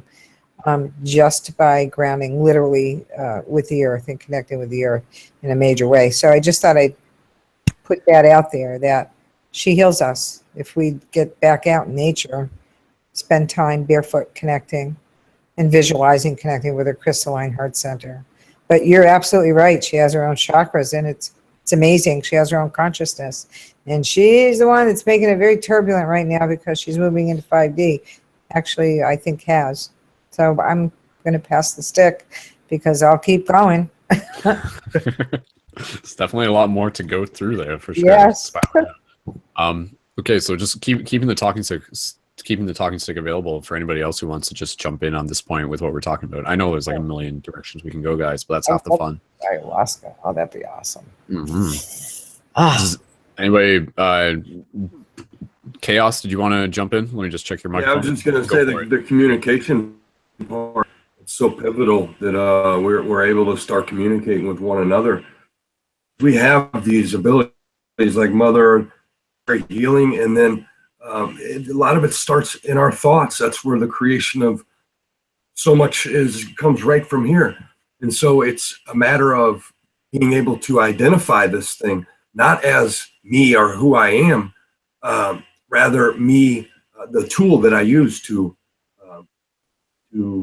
experience this, and then the emotions as well, to be able to use them as a tool, because we are not our thoughts and we're not our emotions. These are things that we use to create our very experience. And so when we're walking into talking about technology, it's like, even think the human mind can conceive of what type of technology we're about to walk into, meaning an inner technology. For me to even sit here and think about it, it's just almost mind-blowing. And so we can sit and plan all this stuff. I think it's much than what any of us can imagine. We are. You're right. You said that very well. We are not our experiences. We are not what we've been through. It helps bring lessons and growth, but it's not who we are. Therefore, that's why we need to let go of the past. Mm-hmm. That doesn't mean not to learn about the past. You know, it's two separate things. And is that confusing? Does that confuse anyone? No, just embrace it. It doesn't mean not to journey back to our authentic self in every aspect when we came here, our first soul life in the beginning of who we are here. But bad things that create the negative emotion, like you were saying, we need these in our life, and they're integral and part of our growth. But you can't hold on to them. You have to work through them and surrender them to move on to the next phase of learning. You know, that's the hard part, because we're so emotional beings, very, very emotional beings. So that's was a hard thing for me. And you know what, Brendan, before in the beginning, I forgot to say how I bring light and how I help raise consciousness. And the very first and most empowering thing is truth. I spread truth. I'm adamant about truth. I don't care what anybody thinks about me. I know what resonates in my heart space, and I discern. And if I'm wrong, I'm wrong. That's okay. But I will speak the truth, whether anyone wants to hear it or not. And that's how you wake people up, because you plant those seeds. You know, you just continually spread the love and the light and the truth, which is the dark, and that's the part that you need to surrender and let go of. Okay. Well, the truth is the dark, you said. I've come to find the absolute truth is love itself. Yes. Yeah. Truth that I know of. Yeah. We are love. Period. We are love and light. Yeah, no. Yeah. Yeah, it's a very interesting thing when you kind of like shift into the idea of understanding that like we literally are light again. You know, like, I mean, it's, I don't know, to some people it may not like have like that much of a weight. They're just like, oh, well, yeah, of course, like science, ... But it's just like the deeper understanding of realizing that like light as its nature is not even just something that like exists in the way that we perceive it within this physical spectrum. Like that's only an aspect of how light functions. We have to understand that light is like this like internal like golden fluid that like goes inside and through like things at a molecular level. It is like the like the hypernet that everything travels upon, or something like that. Like it is fundamental to like the, you know, kind of even you know, Gentle Chaos was saying, like the idea of like internal technology, like it operates, it is powered through light and everything like that. But again, you know, it also goes back to the interconnectedness of just like, oh, I'm light, you're light, we're light, you're light, we're light, I'm light, we're light. Anyways, just getting silly. It also gets back to the power of now, is being able to live in the present all the time. And that's the part of letting going of the past, not thinking of the future, because then you don't live. You're not living in the present. And that's so important in every aspect of our life. Totally. And it's not easy. Mm-hmm. But it's something that it's a constant work. Yeah. And I think I'll just say this, and again, just passing the talk and stick around as well. I think, you know, really being able to not be too hard on ourselves personally is an important part of the journey, but also still holding ourselves accountable. So it's like, again, you know, like that balance between like honoring our past and being able to like love ourselves, forgive ourselves, while still understanding that mistakes are a part of our nature. We're not expected to be perfect. You know, what is perfect kind of thing. Like, I think when we honor our mistakes, that is actually a part of us stepping into our perfection, to realize that we aren't perfect. It's kind of like this weird, like, kind of like doesn't make sense kind of thing, but it actually does, to like, we're perfect and knowing that we're not perfect kind of thing, to honor that. I was just going to say that it starts with forgiveness, and you said it. Boom. It has to start with forgiveness of yourself and every other. And then you can, but you have to really do it, not just say it. Yeah, and again, you know, it's this balance, and again, it's kind of like moving into like, how do we heal things on a bigger scale? I think it is like an idea of like, not necessarily always just like forgiveness outright. Like, this is kind of a big topic, and this is where it like kind of gets into some of like the darker stuff and everything like that. But again, you know, like I think a true light guardian isn't someone who's just going to be like, you get forgiveness, everyone gets forgiveness. It's just like Oprah all over again, right? But before, like, forgiveness is something that kind of like must be a gate that is stepped through once someone has kind of like proven themselves to be present for the lessons at hand, and also to be able to like make sure that someone is in some form of a way being held accountable for their actions, so that they don't repeat through another cycle. Because the worst thing, you know, and again, like, this is like some serious next level stuff in a lot of ways, but like, it can be very damaging for a light worker to just be like, oh, it's okay, like, we forgive you and stuff like that. And then the person's just like, oh, cool. And then they just repeat the same mistake that they did, you know, which could sometimes be like a very serious thing that could actually impact somebody else's safety. And then so suddenly, because like you were so quick to forgive them without holding them accountable, that it actually created this weird illusion where they kind of like didn't learn the lesson, and then they repeated a pattern that can inflict harm on other people and stuff like that. And I think, like, geez, guys, like, I mean, without me having to say it, like, the spiritual community, like, there is a lot of darkness within it. Some of the people who are like even like recognized on like bigger social media scales, like, have some like pretty, you know, stuff that is not like super, you know, like, it's pretty dark stuff and everything like that. So I mean, again, you know, I think being able to like hold each other accountable is important, especially when it's something related to like other people's safety. And like, without me having to like directly say it, I'm kind of like thinking it in my head, but like, this is like seriously, and again, like, whether we're going to talk about it a lot right now, we don't have to, but I just want to address it. In particular, I'm talking about things related to sexual assault. Basically, in a lot of ways, like, this is something that is so freaking common that it's unavoidable at this point. And personally, you know, I've been thinking about this lately, because it's actually kind of like, it's something that's come up in my reality, and I can like kind of feel it in my chest just thinking about it. But like, for me personally, like, I am working on stepping into my role as a guardian for people who have been victims of sexual assaults. And so I think that's like a very important thing to be able to do. It's not something I would expect everyone to do, because it is like such a heavy topic. But again, like, the reason for doing this is to be able to help change patterns that, if they aren't addressed, will continue to repeat. And so like, that's again, like, where kind of like the light guardian will be able to like step in and like call someone out on bullshit or something like that in a very simple way. So I mean, again, like, this is kind of going back even to what Gentle Chaos was talking about, related to like the Pizzagate stuff as well. It's like, it's, you know, it is connected and everything like that. Like, if everyone just ignores it, it doesn't go away. It just continues to repeat itself. So like, let's look at the stuff that a lot of people are like potentially ignoring, or are either completely ignorant of, in some cases. And yeah, I think it's a hard thing, but it's a real thing. Sorry, go ahead, Gentle Chaos. Let me just. I was just saying that's you know, that's the first thing that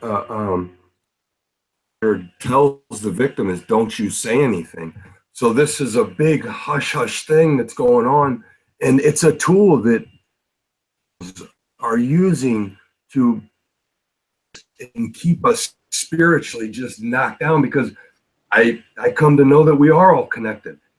And like off of their numbers, it's 800,000 a year in the United States alone. But a large percentage of that is getting molested, is getting tortured. We as the collective are feeling that. Yes. I could understand how people don't want to talk about it, because I was touched wrong when I was younger. My mom was molested when she was younger. So I went through the whole process of healing it. And so now I understand, working on Pizzagate, I have 67-year-old ladies that are ready to, knock me with their bag because I'm willing to talk about something that many won't, because it's a very uncomfortable topic. Yes. And then with that said, it's got to be talked about in order to be healed. It's got to be acknowledged. And we live in a society right now where everything's upside down right now. Inside out, upside down. It's just bonkers on this planet. And so it's about healing. It's definitely about healing, and acknowledging is the first step in healing anything.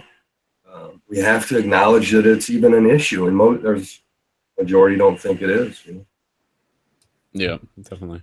Kinda- Thank you, Gentle. Who I was was gonna just say something. Devin? Go right ahead. Yep. Yeah, just like as I've been learning through my process, I was surprised to know that like the things that affected me did the way they did. Like everything that's ever happened to you, it's kind of registered in your root chakra. And the things that I didn't take to be as sexual abuse towards myself, because of definitions in society, were in fact sexual abuse. And the thing is, those things can't get expressed out into the open to get healed because of the inhibitors of like shame and guilt in these bottom chakras. And it's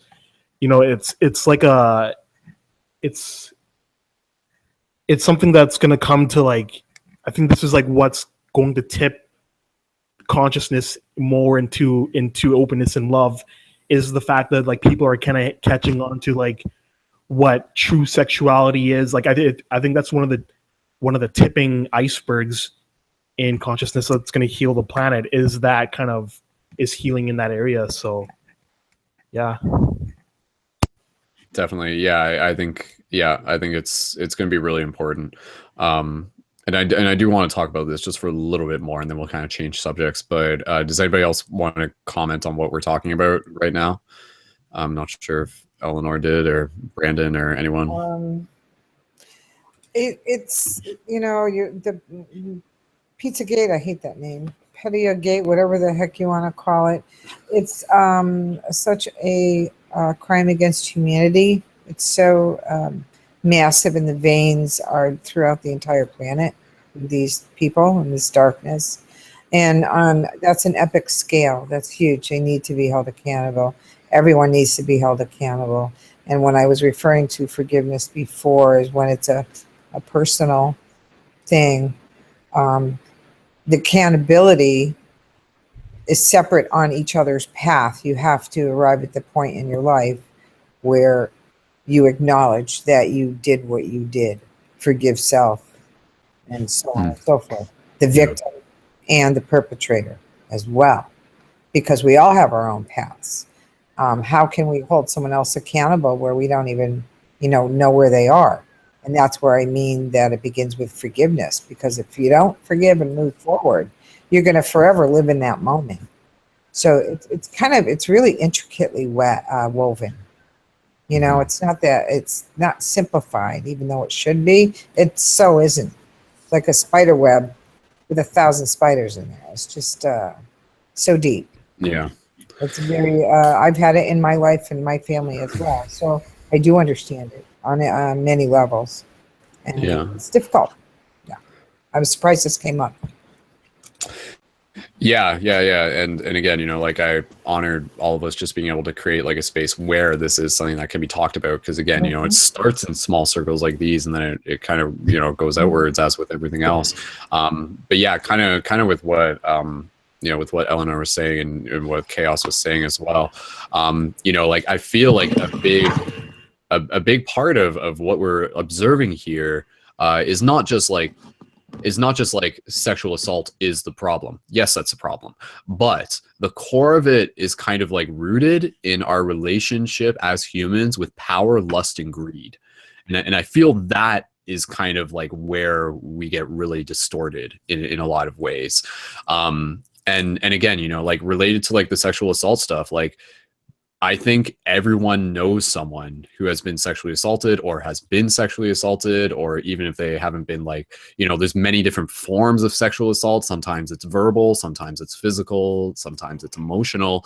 But again, ultimately we're working towards like being able to like have deeper respect for your fellow human in a lot of ways, while being able to like hold ourselves accountable for our actions and to be able to check in with ourselves and God forbid, before we do something that crosses a line where we kind of like have the consciousness and the awareness to be like, like why am I doing this? What is my deeper intention?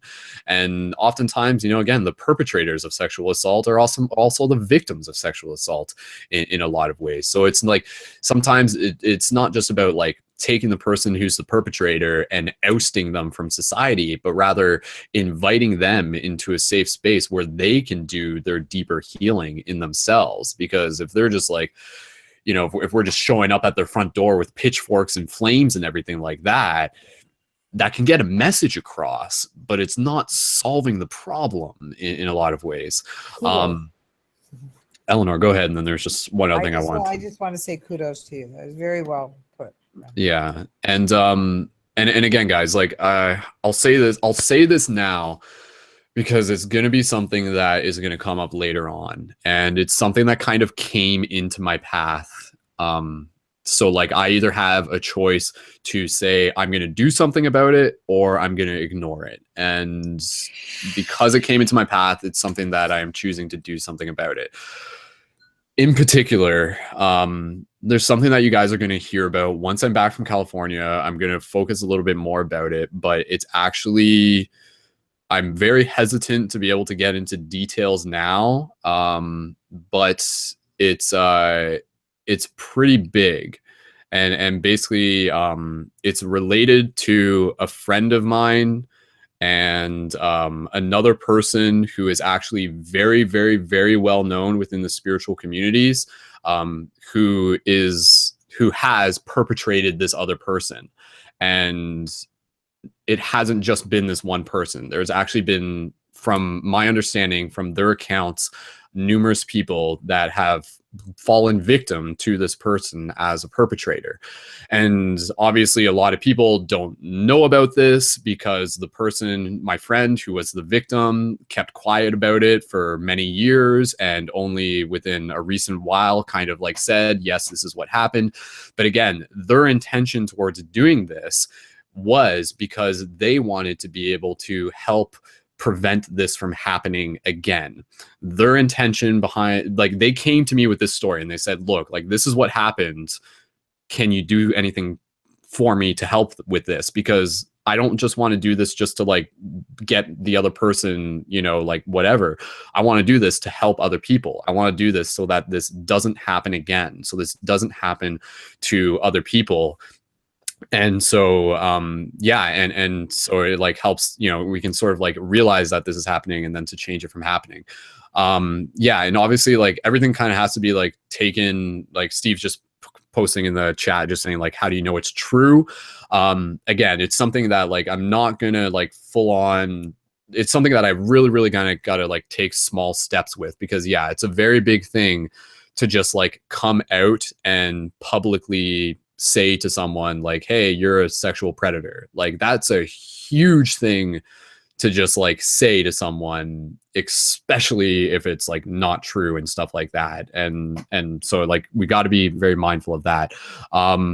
From my gut feeling and from the information that this person has told me, I do believe them. From my own perception, it actually, like, once they told me about this, I was like, whoa, okay, that actually like makes sense. And so, I mean, like, I'll talk to them some more about it to get some more information, but like I can't really say much more about that, but just yeah, again, you know, like it's not something that like, hey, I want to just like, this is what I want to do, but it's just like, this is like part of my duty as a light guardian, is to be able to help in a situation like this, knowing that I can help. And I think it's going to be a very important thing, a very challenging thing for the community once stuff about it does begin to surface. I think it's going to make a lot of people question things, but my intention is not just to be able to like point a finger at that person and to shame them, but rather to be able to focus on like the deeper healing that can also take place, and the intention of helping prevent this from happening again, and to be able also to be able to give strength to those who are victims, so that they can speak up as well, whether it be related to this scenario or other scenarios, because obviously that happens more often than we even know, where again, people experience sexual assault and just stay quiet about it. And you know, so again, I want to be able to create a world where these things are, you know, ideally removed, but right now we're dealing with the process of where we have to look at them, we have to heal them, and we have to look at them with like a strong heart and just like a deeper understanding of what it is as to like what this is. So yeah, I can't really talk more about it, but just if you guys are curious, stick around because it will come up at some point. But again, I think it's pretty important, and that's the thing with the spiritual community. You know, there's a lot of spiritual drama, but yeah, it's still part of the bigger shift. So again, I just appreciate you guys helping hold space for any of the healing that is happening. So yeah, let's continue to bounce around, unless anybody else just had anything that they want to respond on that. Devin, do you have your mic open? Let me just. No, I'm not sure if anybody else wanted to say anything on that. Please feel free. So I might have missed it, but did you say it was somebody known in the spiritual community? Yeah, like a leader type. I don't think I was listening. I just kind of like caught part of what you were saying, and then yeah, for the rest. Yeah, it's I mean, like, I don't know, like, I mean, honestly, some of you could probably like could probably guess. But I'm just gonna end the conversation there. So it's me, isn't it? I'm just playing. It's not me, right? I hope not, Steve. You tell me, right? We would talk about this beforehand, Steve. So okay, I'm not, but I'm paranoid. It's okay. Oh man, it's hard to even just joke about that. I'm but sorry, no. It's like I know what you. Yeah, I appreciate it. So yeah. But that's good, man. That's a really, you know, that's you're really like staring right into the darkness of the world. Like first, and you're just kind of saying like, I'm going to, you know, you're wielding your light sword and you're trying to you're staring right into that darkness, and for you to say kind of like, I want to create a world where, you know, that's what a leader sounds like. And so that's, you know, that's really good on you, man.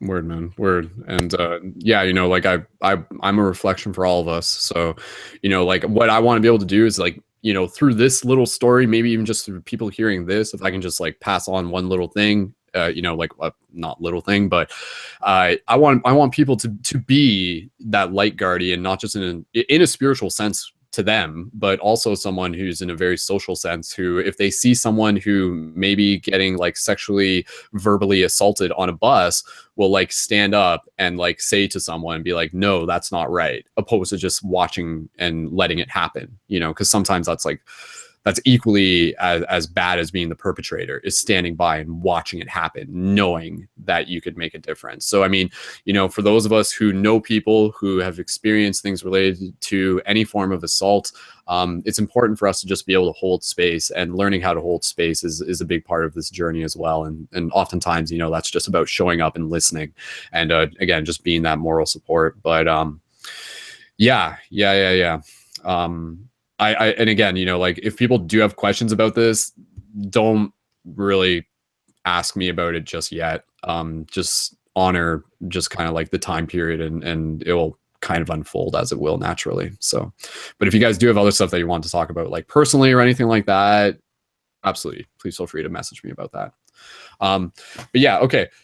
it's about 11:43 right now. Like I said, I want to keep this broadcast maybe within like 2.5 hours, and we still got quite a few topics that we listed at the beginning of the show, and we have 4 people in the Hangouts right now. A couple of them dropped out, so thank you to those who were here for their presence earlier. Some of the things, this is just like the big list that I wrote at the beginning. I got mantras transcending time, dream exploration, what words you are using, communication with younger generations, helping the younger generations with information discernment, raising some vibrations, radiating vibrations, opening the third eye, power of thought and vibration, the energy of the sun, Pizzagate, which is kind of what we talked about, communication in general, social consciousness, transcendental reality, digital content distribution, which we kind of talked about, artificial intelligence and technology, and the head transplant stuff. Let me just kind of go up to the top of the list because I was just going to mention this one at the beginning. And I also want to do a tarot card draw. By the way, I didn't mention that at the beginning, but I'd like to do a tarot card draw closer to the end of the broadcast. So stay tuned for that, guys. Quick thing on mantras that I just wanted to put out there just as an idea. With mantras, so again, those are your ohms, your Om Mani Padme Homes, and your Ras and your Sas and anything in between related to like a vocal tonation that is kind of like a sacred frequency or a sacred sort of like verbal sequence. What's actually happening with those, from one way of thinking about it, is that like when you're doing a mantra, the idea is that when you're reflecting a vibration that has been reflected by others throughout time, you are actually synchronizing with every single person who has done that mantra throughout time. And so it's kind of like this idea that like all is now, all is right now. So if you were to do an Om Mani Padme Hum, which is a lot to do with kind of shifting from attachment to release and from, from sort of greed into generosity and compassion and wisdom. But like when you're doing an Om Mani Padme Hum, technically, like what you're actually doing is you're actually synchronizing almost as a form of time travel, if we want to think about it this way, with every single monk who has done that same mantra throughout the past X number of thousands of years. So as you sit there and do Om Mani Padme Hum by yourself, you are connecting with the same vibration and the intentions as well as a monk sitting on the top of the Himalayas doing that mantra. So like, I think it's kind of just another idea that kind of adds a little bit of texture and layer as to what we are doing. And obviously there's a lot deeper aspects of the conversation as to like what mantras are doing, because I do feel that mantras are kind of creating like a carrier wave for us to explore inner space with, and sound is a big thing for sacred ceremony, and I'm sure Devin could even talk a little bit about this, because I know like sound frequencies are a big part of like the ayahuasca ceremonies and everything like that. But yeah, just keeping in mind that idea of how mantras transcend time. When you do them, you connect with other people who are doing them past and future. So it's kind of like synchronizing you into that like collective code in that sense. So just putting that out there. What are you guys' thoughts on that, or what does it make you think of, or any other ideas branching off from that? Please feel free. So anybody want mantras? Anyone? Maybe. I think that's awesome. I've kind of also came to that kind of conclusion. It was actually through astrology that I came to the conclusion that like, we actually, like all the star signs and stuff like that, those are actual beings, and I guess they're gods. I haven't done a lot on it, but I'll say this a lot. Like before I was into spirituality, I kind of brushed it off. I'm just like, don't predefine me with those crappy whatever. I'm not a Cancer. I'm Devin. But as I came to know that, like I got to know Cancer, and it's like a person born between like June and July is like the incarnation of his expression, and it's like Cancer, he's within me. But I don't know, it's just really awesome. It's we're like we came from our parents came from an awareness from the that created that was before them all the way back until like just like the very original creations, like the very original gods and stuff like that were being that same awareness is just still being passed down, and that very initial awareness came from right I don't know I don't actually know, but I guess like came from creation, the very moment Shiva and the divine kind of saw each other for the first time. I don't know if that's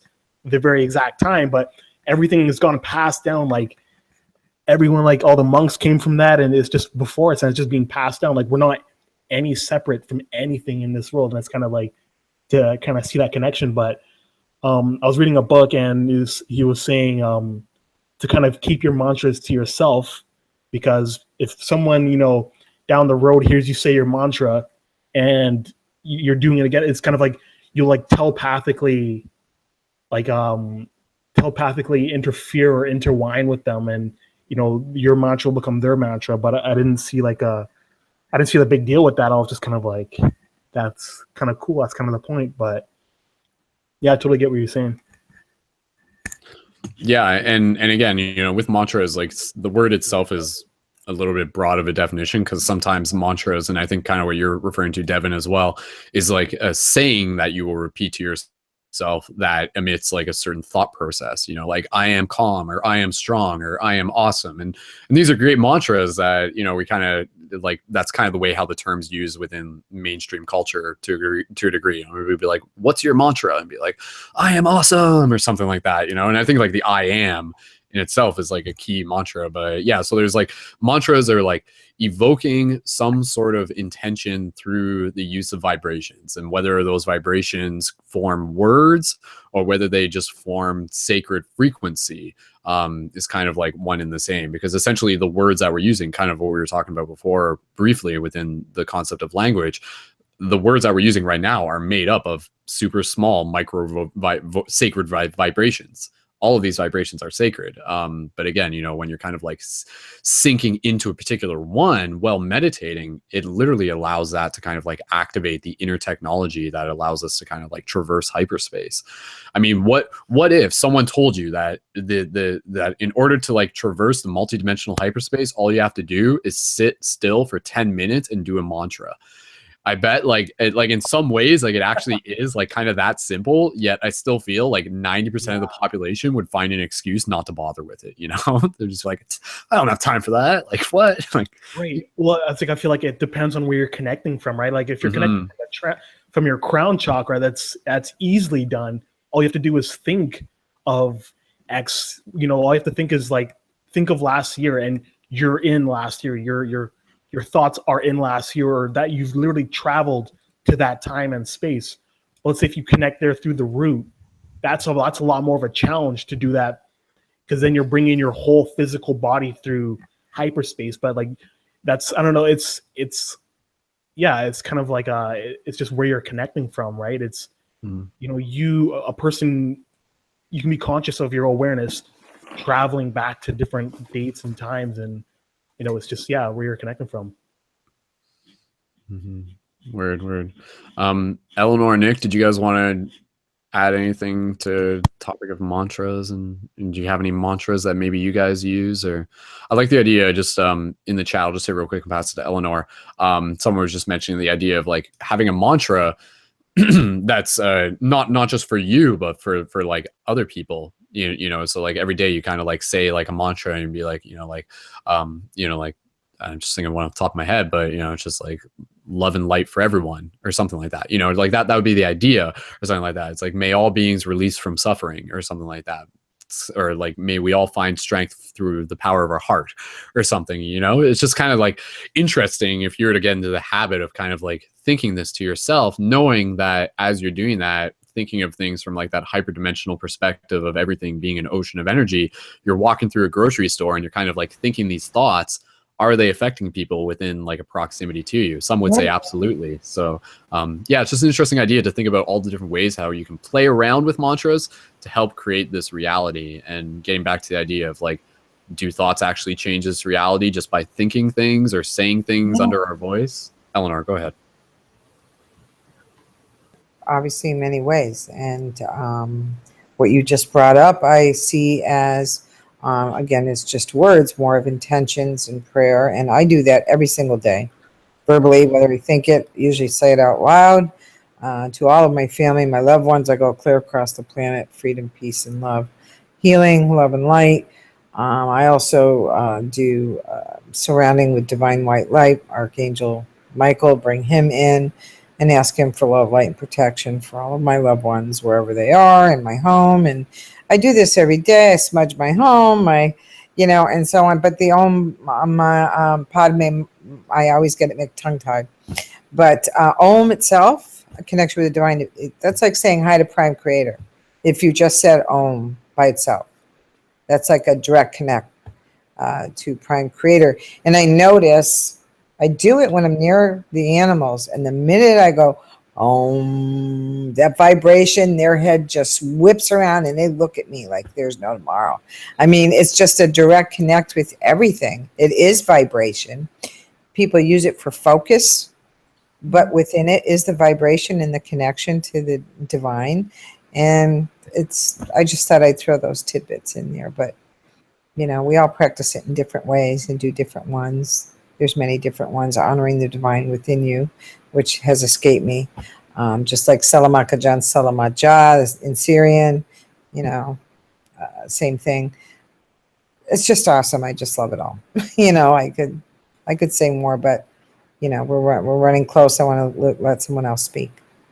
Yeah, totally. I love the idea of like, I would just, as an experiment, I'll pass it over to Nick in a second, as like, try oming around animals and see how they respond to it, right? Because they don't have the same filters as us. So if you like om and then suddenly your dog's just like you're onto something there, right? So but again, I was even just thinking of the idea of how we even see like ohms within nature, and the wolf is like the first thing that comes to mind. Like the wolf howls, like that's their ohm, like that's like their that's their mantra in a lot of ways. That's the vibration. So, and again, just the idea with like ohms and mantras and vibrations, also keeping in mind if you're trying to convince someone as to why they're worth it, it's also like kind of like giving your body a massage at a molecular level. And I think whenever you like vibrate anything with sound, it kind of like moves it into this transmutable state where it can shift. So if you're like trying to like change, like if you're trying to heal something, opposed to just like being like heal, heal, heal, heal, heal, it's easier if you kind of like create the base foundation of a vibration and then put your intention of healing into it, because it's kind of like it's vibrating it and then it can kind of like change it, opposed to being like static and then just throwing regular tonations. Because there's different ways to throw your voice, and this is even like in the second Journey to Lucidity movie, you kind of see a scene where the guy's like playing with the water and the vibrations, and like sometimes it's just like, oh, do I can just talk like this and I can just talk about normal things. But like sometimes it's just like you like lower your voice into a vibration and an intention, and it like carries a wave and a frequency. And like sometimes we can do that. We can talk hollow and we don't realize it, but we can also add like layers to our voice that can belt. Okay. So yeah. Nick, go ahead. Well, if you want to jump in on what we were talking. You good? Daisy had a good one. She wanted to share. She was just singing. I was just saying, namu, namu, namu, namu, namu, namu, namu. Sounds like light language. Is that? Sounds like light language a little bit there. Yeah, it could be. We kind of made that one up, but who knows where this stuff comes from. Mm-hmm. Yeah, I use. Well, Breezy had one. May all beings be happy. Be happy. And the one that I was thinking, I wasn't sure if I really used any mantras, but I actually use this one all the time for a secret password, but I'll let everybody know anyways. 5D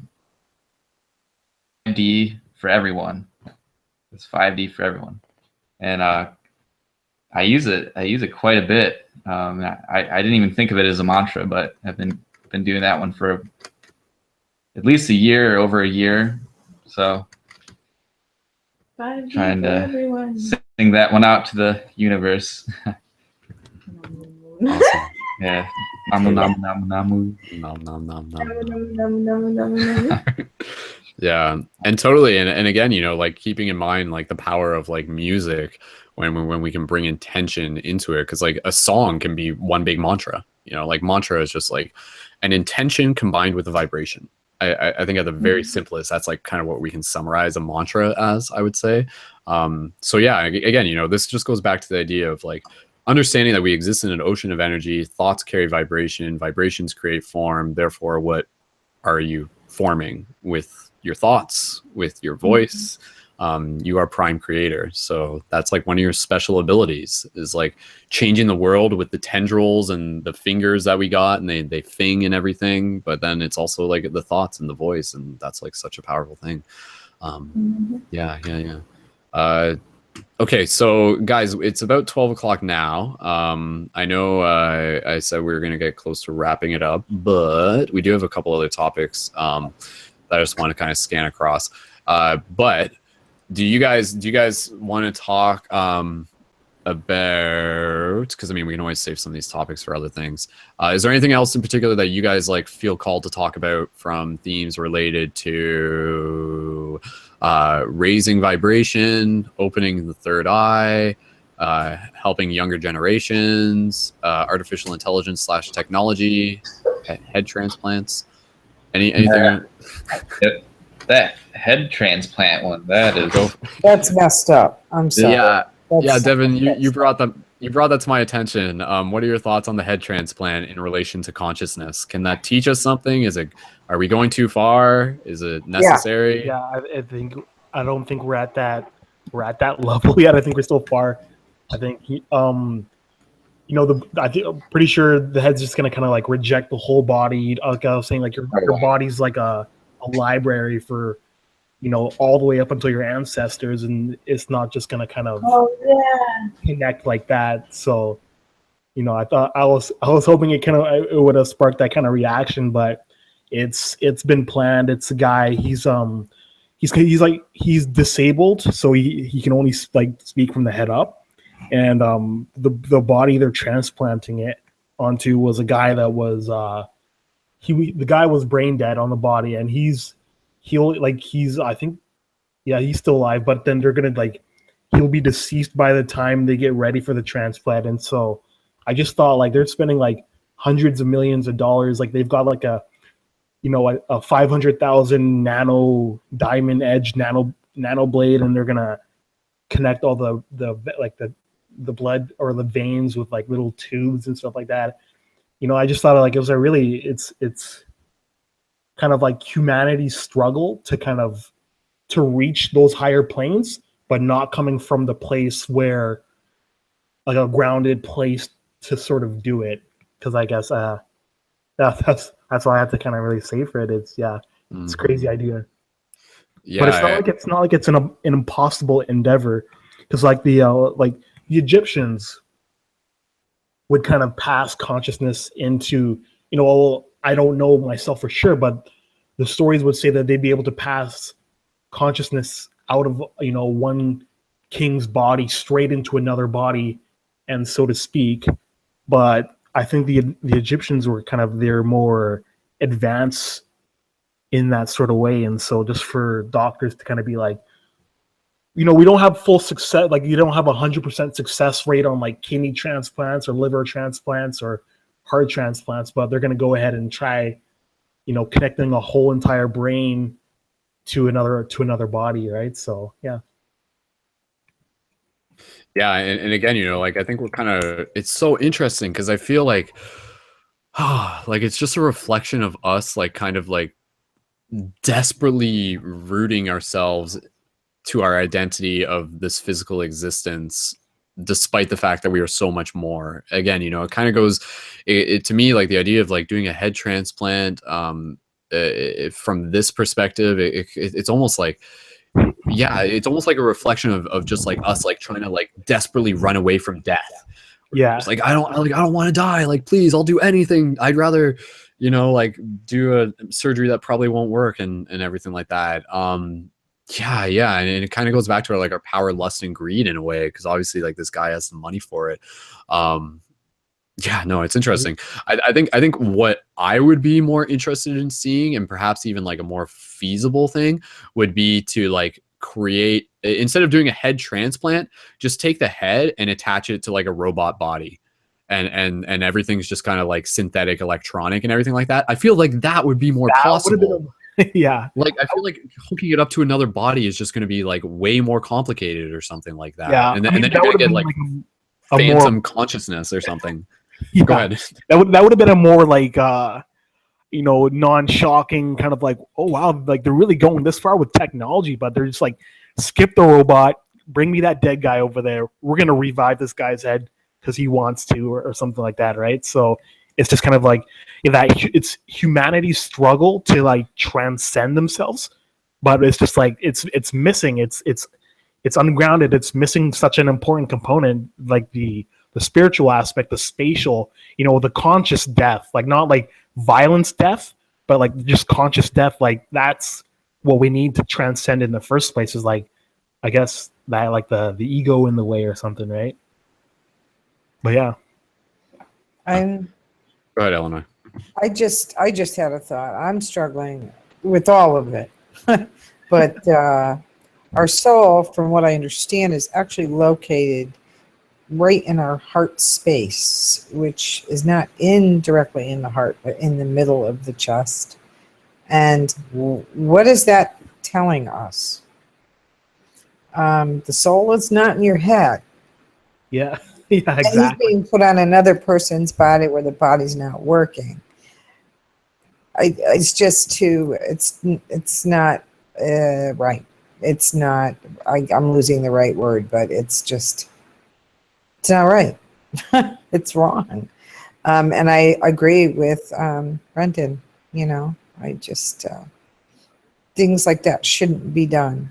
And if they want to play around to that degree with science, go ahead and put it on a synth, as the new TV show had that they came out with. It's all about synthetic. Oh, that's right. Yeah. So I just thought I'd say that, because that's your soul's here. It's not here. Mhm. So what's that going to do for that guy? That's a great question, right? Like, where does the soul reside? Because oftentimes, like, we see through our eyes, we know we think with our brain. Therefore, so many people, they identify themselves as just being this, right? So if I take this and put it over here, that's the entirety of me or whatever. But state the obvious, like, no, like, we think with our entire body. Like, our brain is like our body is one big brain. And I think that's kind of like a shift in consciousness as well, is when you start to see with your entire body, and you start to realize that, like, you're not thinking just with your brain, you're not feeling just with your brain, but there's the heart intelligence. Like, the heart has like neurons in its own way, and people are becoming more aware of this scientifically and everything. But yeah, like, it challenges. I feel like through these experimentations, it in some way will either bring about like some more questions / answers related to consciousness and like where it resides from. But I feel like, again, in order for science to really progress, we really have to accept the idea that consciousness exists beyond the physical body alone. Like, it'd be. I think it would be naive for us to like really pursue these like merging of human and artificial intelligence without having that deep rooted spiritual intelligence. Right. And I feel like that, like, even just that term in itself for me really rings a bell. Spiritual intelligence. Like, I feel like that should be like a prerequisite. That's cool. But So yeah. Like IQ, EQ, and SQ. SQ, there we go. It's official. Yeah. But because I'm just thinking, like, okay, if we're talking about past generations and other planets and stuff like that, surely they've kind of gone through this in their own way, right? And surely, like, they would have had their own spiritual understanding. But yeah, you obviously get like different parts of consciousness approaching it from the different sides of the spectrum. Some will approach it from this purely like physical material base, and others from like the spiritual etheric. And I think, yeah, obviously when we merge the two, it creates a very interesting dyadic cyclone. But yeah, I would just a little bit of just kind of like a survey. Would you guys be open to like getting robotic augmentation for your body and stuff like that, or even something as big as like literally getting your consciousness put into a robot? If that opportunity was ever available to you, would you? Or some sort of like robotic, not just robotic, but technological enhancements to perhaps enhance your spiritual identity in some way? And I'll let that sort of mean whatever it means to you. What do you guys think? Would you be curious? Yeah, I Nick, go ahead. think I'd be open to it, but I'm skeptical of the idea of integrating any kind of artificial intelligence along with my own intelligence. So if there'd be a way to like use my own consciousness to operate something like a super strong arm or whatever, I might be interested in that. Or some kind of some kind of like if I like, I can't really think of anything real significant right now. Like if I could get legs that I could go like run super fast or something. I want to fly. Or fly. I don't know if I want to like sacrifice my legs, but I think that'd be interesting. And maybe if a situation unfolded where I needed some legs or something, I'd be interested in that. Yeah, I think again, like when we start like getting into this idea of merging, like the human body with technological possibilities, to me, it really reflects essentially the limitless possibilities of the astral plane. And I feel like that's kind of like what we're working to within this reality. Like within our dreams, we can fly, we can manifest, we can create, we can shoot lasers out of our hands and stuff like that. And then so we're just like, we know we have those ideas and we're like, how do we do that in the physical, right? And it's just like, okay, maybe we'll like modify a piece of this and add a piece of that and put a thruster up there or something like that. And next thing you know, we're flying around or something like that. So it's like, are we, again, is this part of like our bigger narrative of like us as gods trying to like reclaim our godliness within this physical plane and to in some ways just like step ourselves into like a higher level of existence, hopefully for non-selfish reasons? Yeah, Devin, what's your reaction to the idea of like augmentation? The whole human conscious collection is not yet mature enough or responsible enough to take on those kind of endeavors, I feel, in the first place. But I think we're definitely on our way there. Like there's already like scientists in like Sweden and places like that are, they're creating instruments to kind of see auras and whatnot. And, it's our human senses exist on the Roijibiv plane. So, right. So between like red and violet with the, where our chakras are. But there's there's like infinite frequency upwards and downwards, and they're creating tools to see auras and stuff like that. So let's say like they're able to create a tool that can physically, like you can look through like these like super electronic magnetic glasses and you can see a person's soul. They're gonna want to go, hey, how can we like put the soul inside of this? They're going to take a rat's soul out of this and put it into like a bird's body or something in those kind of sorts, right? But it's going to have to come from a place of like alignment and wanting to just any progress is made. It's the greatest advancements have been because like I wish to create a bigger place of love and like and things like that. So that's what's missing in science, I guess. I think like as soon as, I think they're sisters in the first place, science and spirituality, and it's like as soon as those two kind of rekindle their connection, like how it used to be, then, humanity is just going to jump like light years forward in progression. But as it is now, we just, like, I think like the whole human consciousness collective has to kind of like do a lot of dharma work and just take a lot of responsibility before we can successfully in alignment do those kind of endeavors and whatnot. But I don't think it's not impossible. It's so possible. We have all that proof already. It's just we're not ready for it yet, right? Yeah. I feel like again, and this kind of goes back to even what Eleanor was talking about, the idea that there's like like global spaceships, not just global, but like spaceships around Earth and other cosmic citizens on these spaceships, and like maybe they have actually already kind of like dabbled into parts of these technologies and they could actually like start sharing them with us, but they know that like with this great power comes great responsibility, and we as humans like have yet to fully prove that like we are responsible enough to start like dabbling with this technology. But I do feel honestly that with basically just reiterating what you said, Devin, like with a good rooted, humble foundation and a profound, deeper understanding, that I would love to see what we can start doing in terms of technology, in terms of like expanding like the abilities of the human like capabilities, but also like creating new means for like medical ways of helping people. I mean, even like the idea of being able to like grow organs and everything is something that we're seeing a lot more now. We're starting to see that. And also the idea of being able to grow synthetic meat. I feel like that hopefully will be something that can catch on if people are still fiending meat in the future and stuff without having to kill animals. That would be... that's a great one, actually. There's a restaurant growing it's not, I mean, like growing artificial chicken, but it was just like it tastes like chicken, felt like chicken, but it just wasn't chicken. That's awesome. There you go. Like, it's Eleanor, I think you had something to say. I saw you put your hand up. Go ahead. Let me just check the mute. Just really quick. The when I brought up the ships, most people will say, well, why can't we see them? Well, they're all cloaked. Okay, you can't see them unless you raise your vibration to what they vibrate at. You will not see them. On occasion, people do see them because they're able to uncloak themselves. It depends. There's all different species from different sources, planets, places up there.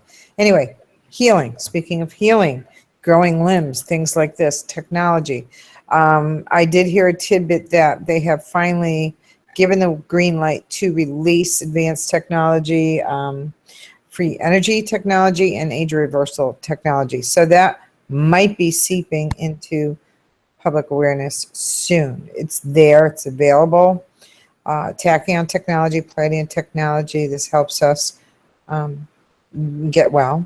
Also, I did catch wind of and totally believe a while back the Galactic Brothers and Sisters were reaching out. The Arcturians are the healers of the universe. They're the healer race. Their ships were looking for spaces in order to land, looking to the suburbs and farmers for land where they could put their ships and cloak them until the time came that they got the green light and did a mass healing. And I mean grow limbs and so on and so forth. So that, I believe that's part of my truth, and I look forward to that because humanity is supposed to arrive at this point where we'll all be healed. I was wondering how it would happen if we'd have to stand in line, take a ticket, but no, I guess it's supposed to be across the board worldwide. They're ready and waiting for the green light. That would be interesting now, wouldn't that? Yes. I mean, Everyone again, yeah. It's kind of an interesting paradox where you kind of like look at the idea of like, okay, like if these alien spaceships and other races exist and stuff like that, and they do have the technology to like save millions and millions of people's lives, why aren't they, kind of thing, And I think some people would be like angry at them and be like, you selfish bastards, just give it to us, like we could save millions or something. But I feel like, again, it's part of like this deeper story where things have to happen in a reason, and it's not just about it's not just about a quick fix. You hit it right on the nail, right on the head, Brendan. Go ahead, Eleanor. Yeah, we're a planet of free will, and everything has to come, and it's like a domino effect. It has to happen in the right order, and we have to do the work. They're not just going to come in and save us. Yeah, if we don't do the work, then it's like it's a shortcut, and we sort of like miss the teachings along the way. So I mean, it's interesting though, because like the word teach and the word cheat are basically the same word. So I mean, you can kind of like switch, like sometimes, I think it's valuable to sort of think of us as like as of teaching as a way of kind of cheating, but not in a negative way, because cheating kind of like gives us a leg up. It kind of like gives us access to something that might have been hidden in some ways. But again, you kind of like have to be mindful of like how much cheat or teach you kind of like pass on at once, because if you pass on too much knowledge too fast to someone, then it can be very detrimental. And so like even with a lot of the esoteric teachings, again, you know, throughout like the hidden mystery schools. They do it in layers. They do it in levels. You know, they do it in degrees where it's like, okay, like, and so I think that's where we as human consciousness, it's just like we are still working our way up the ladders, up the rungs of the ladder, and they're observing us and they're cheering us on, and they're just like, okay, you know, like keep going. Yeah. You, Go ahead. I'm sorry, Devin. I Devin, was go going ahead. to say that like we've come a long way as human beings. You know, it's like we're not in a bad place. We've come a long way, but then we just still gotta, you know, got some ways to go. That's it. Yeah, absolutely. I was just going to pipe in, and Brendan, say you did hit the nail on the head again, and that we are not ready at whatever point in time for all of this technology, and that was the big mistake at the Atlantean times and the Lemurians, and they allowed the darkness to get to them, and they were using the highly advanced, I'm talking hundreds of thousands of years ahead of where we are now. Then they were using that for the wrong purposes. Therefore, the Great Flood came in and buried Atlantis and Lemuria, and our brothers and sisters went to inner Earth, the Agarthans. That's where they originate from. Yeah, that's a very interesting thing to think about related to like the Lemurian anti-Atlantean mythology and the Mu mythology and stuff. This, like, because I don't think we really think about it that much. We're just like, you know, we sort of have this idea of like, oh well, they had advanced technologies and they were like so ahead of their time. But it's just like, where did that advanced technology come from? And I think that's actually a part of their story, because I think what we literally saw there is kind of like a reflection of why things are the way they are right now. Because what we saw there was them sort of rushing ahead with access to this technology that came too fast, too soon, and ultimately in some ways resulted in the destruction. But again, I don't think the Atlantean story kind of ends there, because I think, like, again, that was part of the bigger story.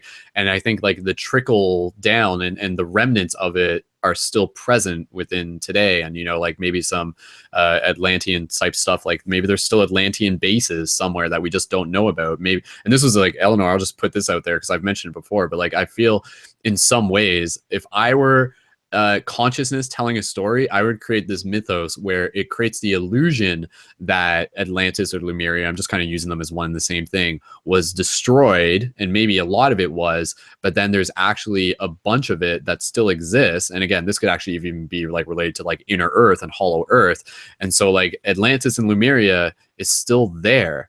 It's either like kind of like just like the civilization of it, the representation of what it was about is still present here on Earth. It's just like not seen up front, but they want us to think that it was destroyed so that we don't actively go looking for them.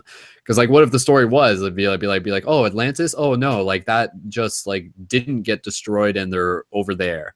But instead it's like, no, they got destroyed, don't go looking for them though, or something like that, when they're actually still with us. And they have the advantage now because they think that we think that they were destroyed, when in fact we know that they think that that's what they think we think, when we actually know.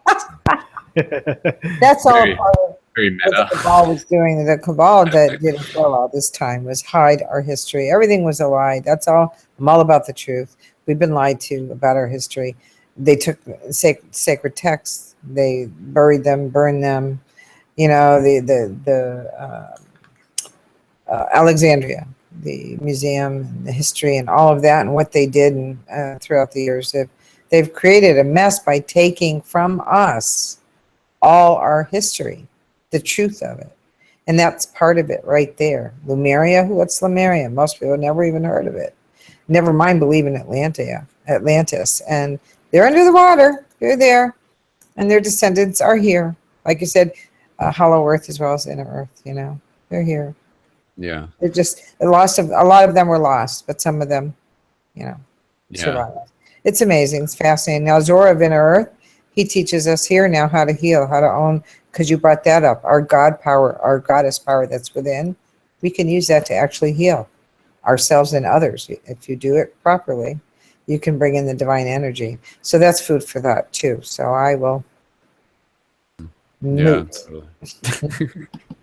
And I think what was I going to say exactly? Yeah, about the inner earth, actually, because again, like I think what we need to keep in mind, and Devin, I feel like you would be able to just like talk a little bit about this as well, is that again, the places that we can go to connect with these ancestors, and I think it's really important to think of them as our ancestors, is not just to seek them up in the Antarctic and go searching for hollow earth, but to realize that like hollow earth, as much as you can think of it as a physical concept, is more kind of relative when you look at it as like an inner space that is within inside each of us. And so like hollow earth is actually like an inner plane that can be reached through the dream state, and that is where you can go to meet them. So like it's not necessary for you to like go like take a ship up to the Antarctic and die trying to find it or something like that. Like they know this, and that is why like they like elements of them still exist within these hyperdimensional astral locations that some would say are very real and are very like anchored into that dimension. So like you can search for them by finding your own path within yourself and being able to develop your abilities as a lucid dreamer, as an astral traveler, to will yourself there. And I think this in itself is kind of like the threshold that prevents other people from just stumbling upon it. Some people will kind of get like shown inner earth and they'll be like, holy shit, like, is this real? But like for the most cases, it's not accessible until you have the key to open it. And the key comes from your own dedication to these esoteric sciences, to these practices that take time. So it's kind of like they don't have to worry about like, like Joe Schmo accidentally finding inner earth through their dreams, unless Joe Schmo is meant to find inner earth through their dreams, kind of thing. But yeah, Devin, I know you've talked a little bit about how you had if you remember the story I told you. I do. Yeah, go ahead. Recap. It was a bit after, it was like as I was learning more about spirituality, I became really zealous that, I have ayahuasca, this earth, like the whole earth being there for me as like a teacher. And so like with my, like, as I got very zealous, and I just, I've always been about astral projection and lucid dreaming. I'm like, as soon as I like saw an article about it on the internet, I'm like, I'm going there.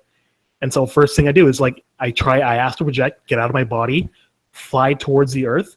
And then suddenly I feel this really strong pull, and I'm thrown right back into my body. And, I go to my bathroom and I start puking all this stuff out, right? It's this really, really intense experience. And it really scared the crap out of me. And it made me kind of, it created such an amount of respect for spirituality and whatnot. And it was for the fact that like I had to. Okay, we might have a glitch there. I think Devin might have just blipped out there. Okay. Oh, Devin, you still there? Yeah. Yeah, I think it's fine. Okay, go ahead. Oh, was that my internet, eh? It's good though. You're good. What'd you hear last? Yeah, you were just puking. Oh, okay. I was puking, but yeah, it was to do with my just like the Dharma, and like I haven't put enough love into my body yet to be able to handle that kind of astral projection and experience. And so I think I might have lost you guys again. No, we're good. Oh, okay.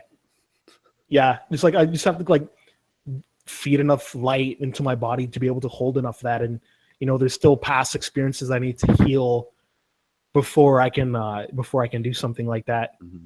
But I got to like what I feel like was the gate to Agartha, and then I got pulled right back. And it's just I have to finish healing my body and put enough light into my body to kind of before I'm able to go and learn those things. Because if you're just being overzealous and you try and my intention back then was to go to Agartha, come back and be like, yo, guess where I went? I just went to Agartha. It's that can't be the reason for me to go to Agartha. I had to learn that. I had to learn that the hard way. It's not something to be about. It's something to actually embrace. Like I'm going it back into like humanity. It's not, it's not a toy, like the archaic records, something like that. It's not a toy. Like my teacher was telling me, and she was getting strict with me, like angelic shaman woman, she's super nice. And she was giving me quite the pep talk, but it's like, I felt like the divine kind of put that there for me to kind of be like, I'd see, like, don't, it's not a game, it's not a toy, it's something to be really respected. And then, you know, humbling. Got to do a lot of that. But yeah. Yeah. Yeah, totally, man. And I think that's beautiful that you've had that experience. Just as kind of like an echo for all of us to be able to experience through your experience, knowing that that's like something that can happen where, yeah, like you really kind of like have to check in with yourself in order to be kind of like invited into these other ways of experiencing reality. Like it's kind of like, you know, you can't really be serious about this spiritual exploration of the cosmos while still like bullshitting your best friend about something superficial or something, right? Like you really got to leave all your bullshit at the door, and that can sometimes take like generations of healing. Exactly. You know? Like I have to go back and heal like ancestral damage before I could like consistently lucid dream and do things like that. It's a full integration. You know, it's a full process. It's not just like a endeavor. Yeah. Yeah. Now I do have another idea, and again, we're gonna get close to wrapping this up within the next little bit. But I'm totally like, I love this conversation, so keeping it going longer is totally cool with me.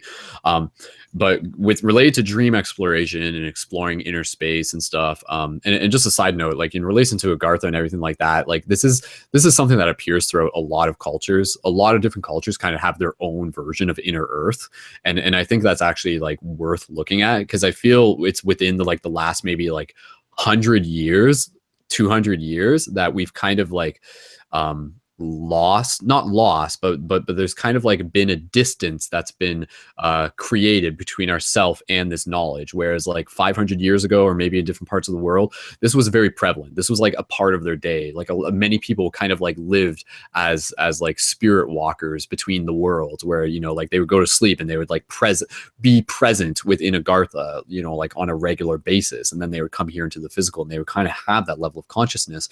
Where it's here, it's just something that it's been so distant from us for so long that it sounds like it's just a myth. And unless you've had that direct experience, it's hard for you to believe. But again, you look at ancient cultures and you have like the stories similar to Agartha. You have like Mount Meru, which is kind of like within the Hindi and everything like that. Just keep an eye open for it, because you see that every sort of culture has its own version of like an inner Earth. And again, seeing that as a metaphor for like the inner astral plane as well. But what I was going to say is that within the conversation we were talking about like technology and technological augmentation correlating to spiritual advancement, I've always had this idea for quite a while, and I feel like it's just an interesting prospect, and it must exist somewhere out there in the galaxy, because it keeps coming through me. But I really don't hear a lot of other people talking about it, but I've talked about it in past broadcasts, and I'll just share it now just as an idea to put out there and get your guys' thoughts on it. But basically the idea is to like be able to create a form of technology that allows us to augment our dream experience. So in the same way you would augment your reality, and augment sort of means to like add a layer to what it is that you're perceiving. So augmented reality, for those who aren't familiar, if you're like, you know, driving in a car, an augmented reality would be like your windshield would have another layer of digital graphics on it that would tell you how far away that stop sign is, or tell you like how far until the next gas station or something. And it would be like extra information put up there. Or maybe if you have a contact lens in, you like look at someone and it would tell you like who their name is and everything like that. It's kind of like these different versions of stuff we've seen in sci-fi movies and stuff. But what I'm thinking about is like a form of that concept related to how we experience the dream dimensions, so that every night when we go into dreaming, it would almost be very parallel to how we experience accessing the internet right now. So in the same way you sit down on your computer during the day and you go to Google and you're like, take me here, you know, you would go into your dream and you would be like, take me to this place. And it would actually be kind of like logging into a server or logging into a domain or going to a kingdom. And then within this, it would allow through the augmentation of technology integrated with like the level of intelligence that would be required to create this experience, you would be able to go into a dream theoretically, if this was working at a prime level, lucid every night, and be able to like actively like choose what it is that you want to create within your dream. So every night you go into a dream and it would just be like the best virtual reality experience that you could possibly imagine, but also with an integration of a spiritual awareness, so that you could actually like go and like actively like access other spiritual dimensions that maybe we wouldn't normally be able to get access to, or like call upon like certain beings to be able to communicate with them. But again, like this is where it gets into this whole thing, because like you can't just like give complete access to the entire kingdom. You would think that if this is even considerable as a possibility, you would need to like be able to still create boundaries for people to adhere to. Otherwise, this is just like opening up the door to the astral planes for too many people, too much, and it would just probably be so chaotic. So you can see there's kind of like a yin and yang to this concept. But again, just the prospect of being able to augment our dream reality, to me, feels like it's something that exists. Like it feels like there's already a future where that's a thing, you know, like even from a commercial point of view, you can imagine how people would be able to promote that through, you know, like just commercialism and stuff. They'd be like, are you tired of forgetting your dreams? Like now go to sleep every night and dream about having sex with beautiful women, guaranteed, you know, and like people. And so you can imagine how they could sell this like from like an egotistical point of view and just focus it on the material experience of it. But of course, I would love to be able to see like the deeper implications of being able to go into, you know, like the spiritual exploration as well. Because I mean, the fact is that right now, yes, through consistency in practice and esoteric sciences, we can create consistency within our dream recall and our dream experiences, but it's not always consistent, and it does take a lot of work that most people just like aren't at that level to. So like imagine that like we could create a switch that would basically turn lucid dreaming on for people, lucid dreaming and beyond for more people. So it'd be like every night you go in there, and you know, some people would go into their dream and they'd be doing it for like, they basically be playing like Call of Duty in their dreams, or video games in their dreams. Some people would just do that. But for those who want to like spend the night in the Akashic records, going through libraries of ancient knowledge, they could do that as well. So again, you can see the yin and the yang of this. But just what do you guys think of that concept? Does that sound familiar to you? Like, does it sound like something your soul recognizes, or do you think it's like, do you think that's Pandora's box? Do you think we should just like not open that? What do you think? Basic thoughts. Eleanor, go ahead. To me, as you're saying it, I understand completely what you're saying, and it's awesome. And I wish I had lucid dreaming. I keep putting the intention out there. But with that being said, my first thought when you're saying that, and last thought, is if you can lucid dream, you can already do that. Isn't that right? That would be the basic idea, but even this would be like lucid dreaming 2.0, where there wouldn't be like it would take away like the inconsistency of it. So like every night you're just like, I want to go here, boom, it's guaranteed. Whereas lucid dreaming, it's like maybe it'll work, maybe it won't. Depends on your focus. That was my only thought. But I hear you, so I'll go. Yeah. So again, you know, like as an advancement of a spiritual consciousness, this to me is just like such a next level crazy path for human potential to explore. But it's like, how the hell do we augment our dream reality experience? Obviously you're getting into like sort of like nanotechnology, or I don't know how we would do it, but I feel like it could be something. Devin, what do you think? Would you too scary, or? No, not too scary. It just, you know, it's kind of like what we were talking about before. I think it'd be too fast, or yeah, some sort of that. Like, I feel like, you know, humans, we've had to survive with like absolutely nothing, and it's kind of like a, you know, a make it easier for me kind of task, but it's for like it's like for the right reasons, and so it's kind of, there's like a conflicting kind of thought there. But I'm like, human beings, we're already so equipped with like amazing technology. Like back when we were just like tribe members surviving in the rainforest, like, you know, a woman, just like a single woman in a tribe. It wasn't a feat. It wasn't something miraculous. It was just the way of life. Like the women were so connected to the earth. They could be like, plant the crops over there tomorrow because it's going to rain. Like that's how connected they were to like the spirits and the earth and things like that. And, you know, men would be able to like, there's like, they had like super hearing, like they're able to hear a wild boar like 4 miles away, and, you know, they'd go and hunt it and things like that. So it's more of a connection. And like what I see the dream world as, and what ayahuasca has shown me it to be, it's not anything, but it's like it's literally grounded on this earth. It's not, you know, well, the connotation behind dreamed is that it's a fantasy land, or that it's like a make-believe land, but that's not the question. That's not the truth at all.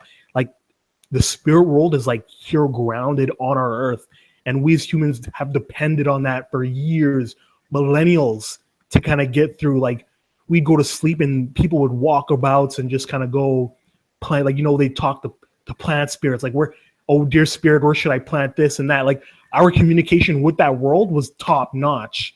We don't need, I don't think, me personally, I don't think we need any super advanced technology to be able to do what we're already able to do, to be who we already are. And that's that kind of rift I see it. Though I do think it's like it's like the best idea I've ever heard to kind of get people launched back into that kind of like scenario where it's like the spirit world is real. Like it's not just like, you know, when people are about spirituality, it's like this was the way of life. Like the spirit world is the way of life, and it's like to be able to connect to that, it's just like so much work. And that's where that kind of like, that's where I'm kind of torn. Like, do we say goodbye to kind of advancing so quickly in technology to reconnect with the earth, or do we go ahead with the idea? But it's, you know, I think there's going to have to be like this balance, because being able to lucid dream is not like, to me at least, it's not like, you know, this was before. It's like, you know, like I want to lucid dream to like have sex with beautiful women all night, because that's what's going to be like gratification and love and pleasure to me. And that's perfectly okay. But in the bigger picture, it's like, what is the quest of lucid dreaming is to like that reintegration, like as we as humans reintegrate different dimensions and archetypes in ourselves. I feel like the earth is just going to like reintegrate the different dimensions here on earth that include that spirit realm, that dream world, and things like that. Because I personally believe that like it's just like a belief that I hold. It's like that the dragons are going to ground themselves on this earth, like at some point in time as humans go on. Like we can have the most amazing technology in the world, and these dragons so connected to the love deeper, like the very love that the earth is connected to. Like, you know, we're grounded in earth, but what is Mother Gaia grounded in? Like, where's her ground? Like, what is the expansion of her root chakra? And like these dragons have that knowledge, and we're going to get to that point where we can have the most amazing spirit world, like technology, nanovisors, and the dragons are going to come back. They're going to land, put their raw physical paws or claws on this earth, and with their awareness and the amount of conscious presence that they have in their power, they're going to breathe purification into our world, or something like that. But like, you know, there's masters and just these beings out there, and there's like, your brain is already hooked up to like the most amazing technology there is, and it's just like you just got to believe that it's there and like allow it, like open up to that truth, because like we as humans already have that. But yeah, just like I think it's one of my sacred quests is being that person, like my left arm attached to the human realm and my right arm attached to the spirit world, and bringing them together as one. And so it's like, you know, just like not as like an amazing feat, but like to bring back the way of life that humans and spirits were intended to have with each other. Like they're just like our neighbors, and you know, we've kind of been separated from them. And you know, it's I'm not saying that like the way we get back there is, there's no right or wrong way, but I think that, you know, there's going to be a divine order. And you know, if like I said, like when I went to Agartha, because I was being super zealous and I was just over anxious to get to like, you know, I want to get spiritual powers, like telepathy is real, I'm going to use it to do this and that. And, I think that's where we're at in humanity with technology, is saying like, you know what, calm down. You need to get reconnected. Because like, I'd rather right now, as I am, be able to kind of be one with that earth, like know when it's going to rain and have a community set up in that way. But that in itself can feel like it's a far-fetched dream. But I believe that's who we were in the beginning. That's the light and spirits we were in the beginning, and we still have that power. And it's taking a step back and going there to access it and, become one with the roots and, kind of have Mother Gaia in our heads and see like, what's her plan? Like, she's our mom, like she's our creator. Anything we have, it's going to kind of, it's going to come from her. But I don't know, I'm starting to ramble, but it's not a right or wrong thing. Like what if they do build these nanovisors and all of a sudden everyone's like, wow, like we used to be able to do this as humans because they're launched in the spirit world, and now all of a sudden they come out of they take their nanovisors off and they're like, I want to go do that again, and they go outside and they step on the earth and they become grounded. Like I don't know what the order is particularly, but that's just like, that's who we already are. And it's like, when it comes to my skills with lucid dreaming, there's no skills at all. It's just being willing to open up to those like divine planes and, it needs to become your way of being. Like the shamans, when I saw in Peru, it's like, if I were to say like, hey man, can you lucid dream? They kind of be like, they'd be puzzled. They're kind of be like, what do you mean? I'm like, they're like, it's integrated into their physical bodies, the connections to these spiritual worlds. And that's, I feel like, where we need to like put the work and emphasis on, is just like opening our bodies like truthfully to love in those dimensions. And lucid dreaming will just become the way of life. It'll just be what is. It won't even be called lucid dreaming, because the human and the spirit world will just be one.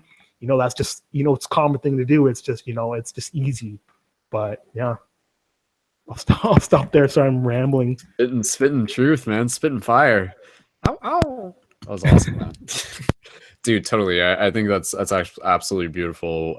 Again, what you were saying there, and it's just like, yeah, like that is so much of what our quest is as humans, as the hues of mana within this reality, is for us to be able to, again, like reintegrate like our spiritual identity with this physical plane, knowing that it is all spiritual. Like this physical plane is still spiritual. And I think like as you awaken within the astral realms and within the lucid dream states, that's when you start to realize this. And even through the psychedelic experiences, you realize that like, oh my God, these magical spaces within me is the exact same thing that's around me right now. Yeah. And so like it's not like what's around you that changes, it's how you see it. And I think that's where the keys are. That's where the paradigm shift is a very real thing, So yeah, dude, totally. And again, going back to that idea of like augmented dream reality and everything like that.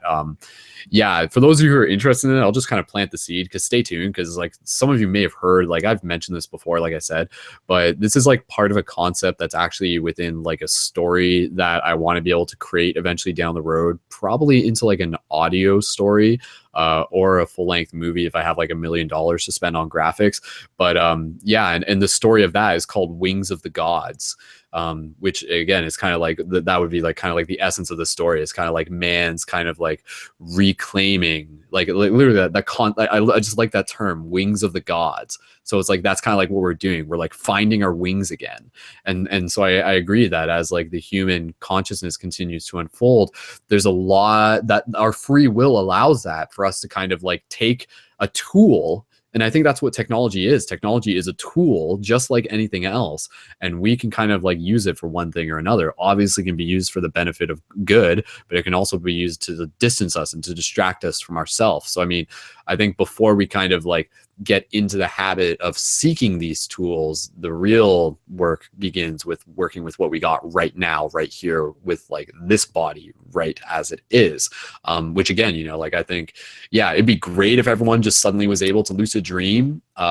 Maybe that will happen, maybe it won't. But in the meantime, let's keep working on the natural ways as to how we can experience that right here, right now with what we got. So yeah, totally, man, totally.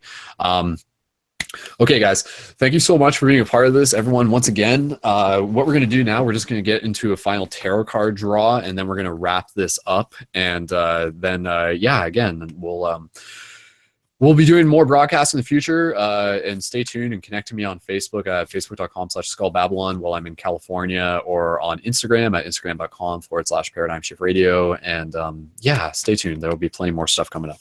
So I'm going to do a quick tarot card draw here. And those of you who have seen this tarot deck before, this is the Ananda tarot deck. And we're just going to do one tarot card draw. And I'm just going to ask you guys to kind of like close your eyes, briefly meditate, and kind of put your intention into this, and even join and kind of like doing a vocal mantra or anything that you want. And basically this will be a chance for us to put out the intention of show us what we need to see, which is very simple. And that's kind of the what I like to do. And again, the basic idea with a tarot deck, without getting into full details, it's a way for the universe to communicate to itself through the language of symbols. So this is kind of like a very cool way for us to be able to transcend space-time, knowing that whatever card we get right now has already been decided from a nonlinear perspective. It's already there, and we're just catching up with that present moment. So let's allow ourselves to be present for this moment, and that will take us there. So just invite you guys to close your eyes if you want. Micro meditation, just connect with a moment of oneness within your own breath. So gentle inhales through the nose. Exhales through the nose or the mouth.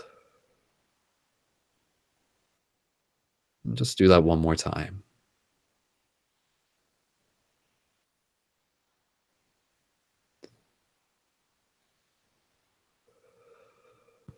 All right, now I'm just going to begin to select the card. So again, allowing each of us, this is a card for the community, a card for us as individuals, a card for us as a collective. So, oh, great universe, show us what we need to see.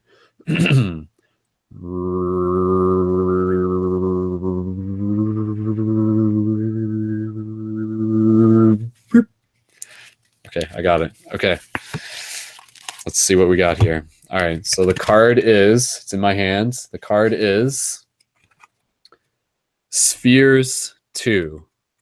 Now, don't freak out. It's not a major arcana card, but that's totally cool. And let me just see where I can pull it up here. Spheres 2. 2 of Spheres.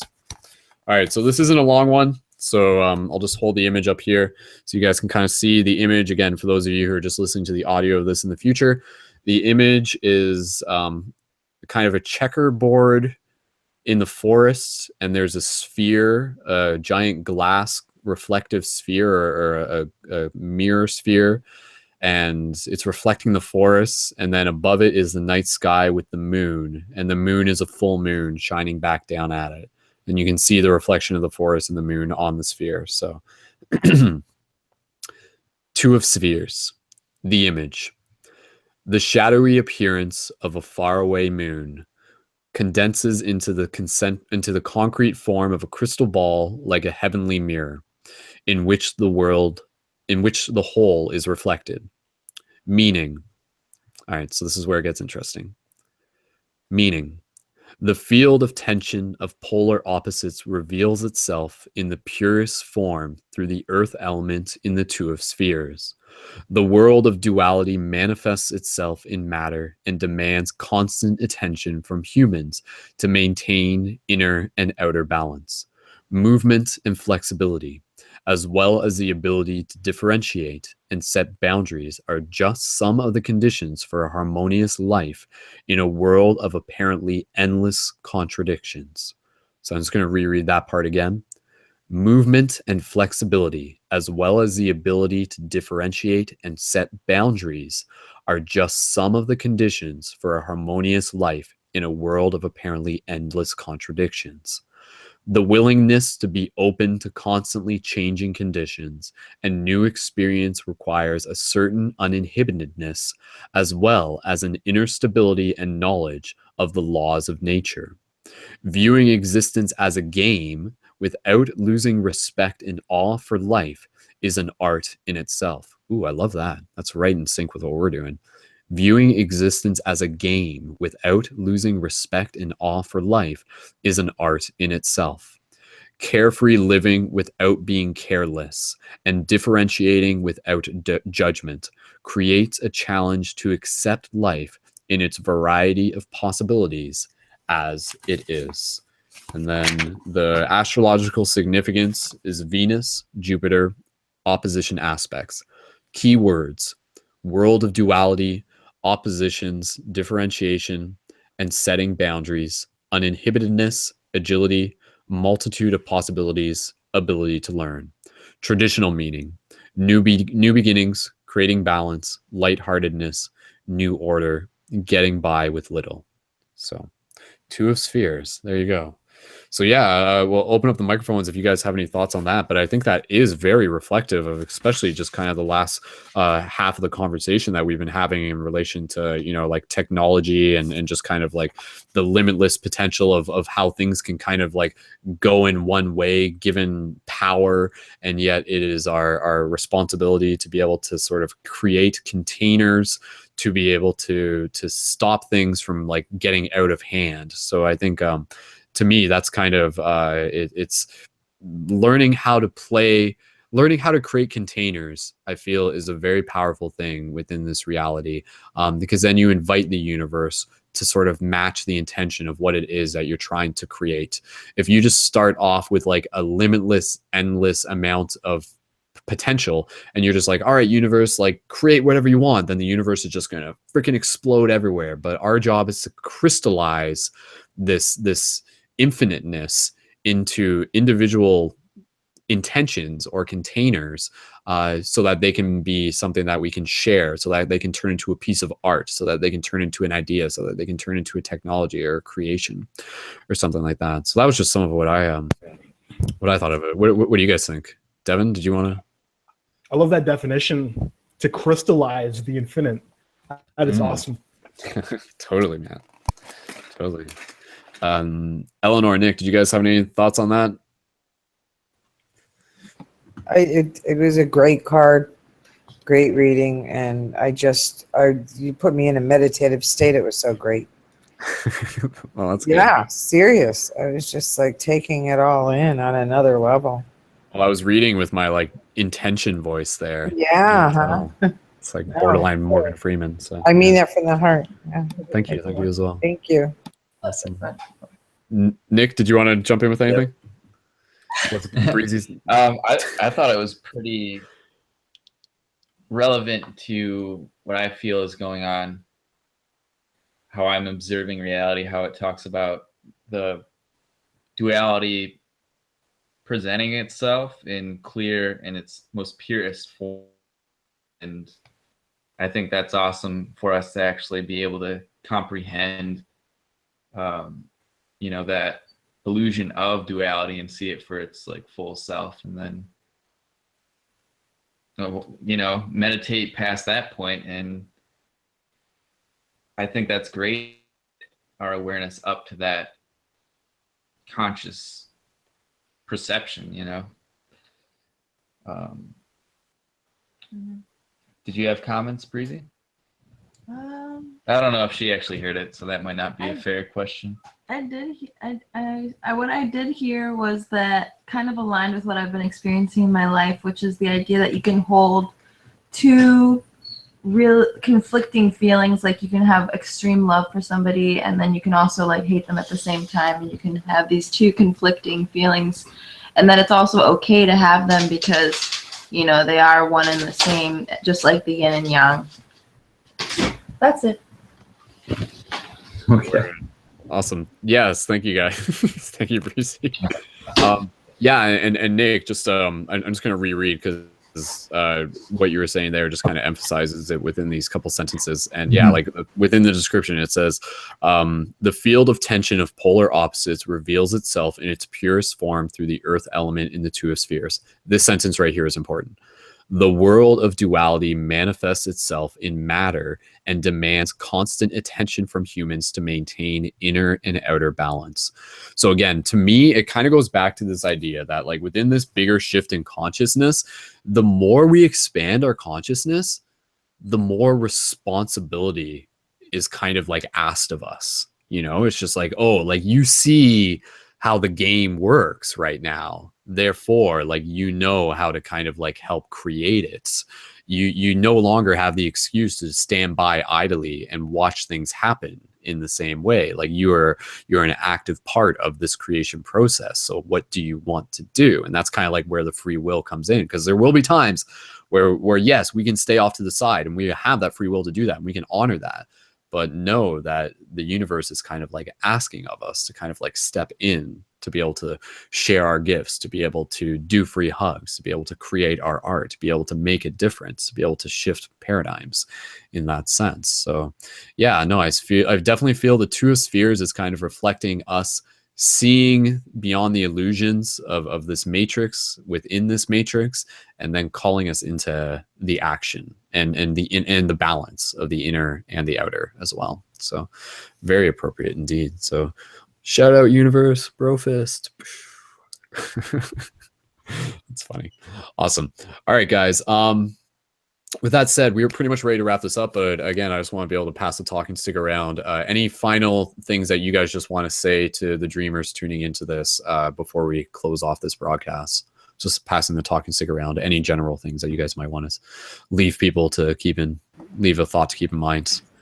Eleanor, did you want to go first?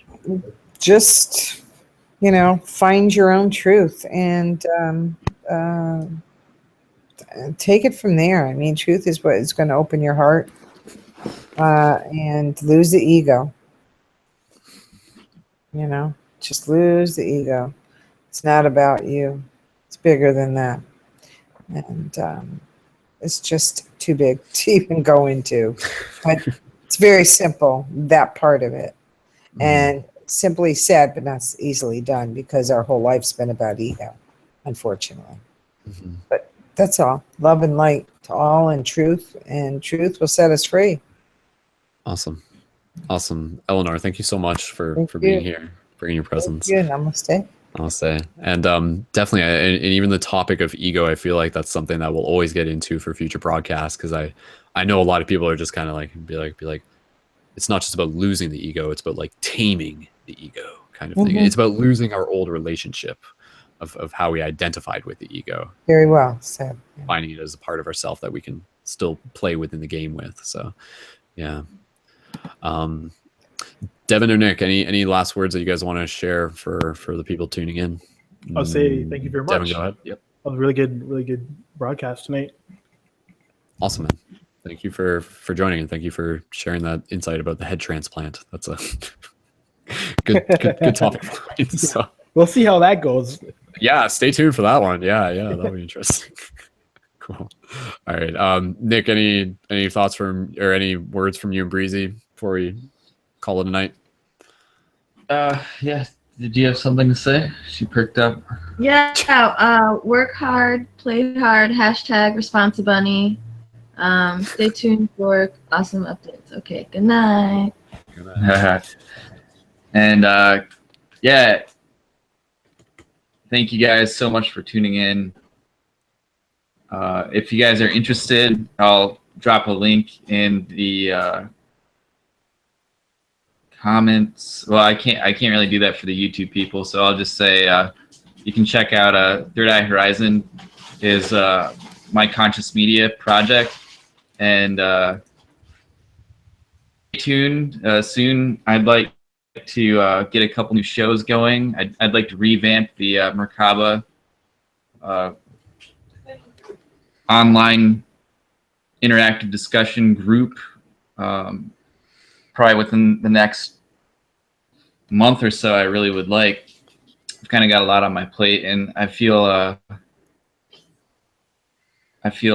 really called to do this one called the numbers report, where we report the numbers, like numerology numbers that we may see in our day-to-day lives. Like I'll disclose, like for myself personally, I've been seeing numbers like 1111, 111, 222, 333, 444, 555, numbers like that, like nearly every day for And I know like handful of other people who have similar experiences, and I'd like to like kind of bring that kind of community together, have a discussion on that, like scientifically go about like really trying to figure out like the odds and probabilities of actually seeing those numbers at the times we see them, like when we see them, how we see them, and possibly like look at it at a like take some kind of scientific, you know, case study with that and kind of build from there, because I feel like important thing to document for those star seeds, and people probably watching this know what's up to a degree. Third Eye Horizon broadcast, the TV. Stay tuned for that. You know, kind of trying to just not overwhelm myself with like a bunch of projects at once, and trying to like stay focused on the really needs to get presented. So anyways, thank you guys so much for holding space and staying tuned. Awesome, man. Thank you as well. And yes, Nick, thank you, just everything, 'cause not just for what you've done, but for what we'll be able to collaborate on in the coming future as well. I feel like this summer is going to be a very exciting summer for Paradigm Shift and for Light Guardians everywhere. So you know, like this project has been slowly kind of like making its way out there to the world, but that's kind of like the intention of it. It's creating a foundation, and we're getting to the point where like that foundation is going to start to really get some potent messages out there and start creating a lot of powerful connections for community. Because I think, you know, between what Paradigm Shift is about and what Third Eye Horizon is about and what a lot of other people are about, like I think there's some real valuable substance to this beautiful community that we're co-creating together. And again, you know, a huge shout out to people who are listening to this, because you guys taking this knowledge into you and with you is part of the story, is a part of the game. And again, you know, remember, the game is to help shift consciousness. So by listening to this, by talking to your neighbors, by holding space for your friends, by planting seeds, by doing free hugs, by shifting the paradigms, and by creating art in all the beautiful little ways, like that is happening. That is changing the world. So keep doing it, and it is greatly appreciated. So guys, I just want to remind you once again that you can check out ParadigmShiftCentral.com, and if you haven't yet, you can sign up and create your profile online for free to be able to get access to creating quest journals and conscious articles where you can share your media content, your conscious media, through the project. And I'll be able to we'll be putting more focus on that once I get back from California. So if you want to create your profile now and then start brainstorming quest journal ideas, please feel free to do that. A reminder again, and a shout out to everyone signed up for the team Patreon, to just saying thank you very much for your support. Again, the team Patreon is what helps make these broadcasts and much more possible through the community, through monthly micro donations where people are donating an asking donation of $3 to $5, and in return you get your shifter booster kits, which for those on video, you see the shift buttons are the awesome tools that have the website to the Paradigm Shift Central project that you wear and use as part of the real world interactive game to help shift consciousness by giving them to people, by combining them with doing free hugs, by connecting people to the project as well, and by planting them and helping people find them and just inviting them to check out what it is that we got going on here. So signing up for the team Patreon gets you the Shifter Booster Kit. And I will say this, this is like a pretty big incentive, and I might post about it on Facebook again tomorrow. Anybody who signs up for the team Patreon between now and tomorrow night, I'll send them a bonus Light Guardian crystal with their Patreon Shifter Booster Kit. So that's like a pretty big incentive, and we've done this in the past a little before. So it's like a small window of opportunity. So if people are like thinking about signing up for the team Patreon and really want to sign up for it, please feel free to do that within the next slight while, but before April 1st. So between now and March 31st, because that's when the donations go through at the beginning of each month. So the sign up for the team Patreon is patreon.com/Brendan Culleton. The info for it is in the YouTube link as well. And if you have any questions about that, you can just send me a message, and you can find me at facebook.com/Brendan or /Skull Babylon. And again, you can subscribe on YouTube if you're listening to this through the audio at youtube.com/Skull Babylon for this and past broadcasts. And again, check out Paradigm Shift at Paradigm Shift Radio on iTunes as well. And guys, again, thank you so much. this is the last broadcast before I head out to California very soon, and stay tuned, and I will be posting some updates, but we'll be working hard on creating Journey to Lucidity 5, the final chapter within the paradigm, the Journey to Lucidity conscious movie saga, Return of the Light Guardians, which I'll just say this, the whole Journey to Lucidity saga can almost be thought of as like a prequel for real life, if that makes sense. For everything that happens beyond the movie, the Journey to Lucidity saga is like building up for that story, that narrative. So that's why the 5th one is called Return of the Light Guardian. So it's like this awakening of the dreamer, stepping into our embodiment, and then continuing to go out there into the bigger dream. So I think that's a pretty exciting idea, and I'm pretty excited to be able to share it with you guys as well. So again, stay tuned for more Journey to Lucidity updates. I'll be posting those, and hopefully we'll get a trailer online for the 3rd one possibly tomorrow. We'll see. But yeah, you'll be able to catch it online once it's online. So any other news? We have to no, only other thing I gotta say for you guys is just encouraging you to help create paradigm shift communities where you are. You can go to the main website and go to the community startup guide for more information.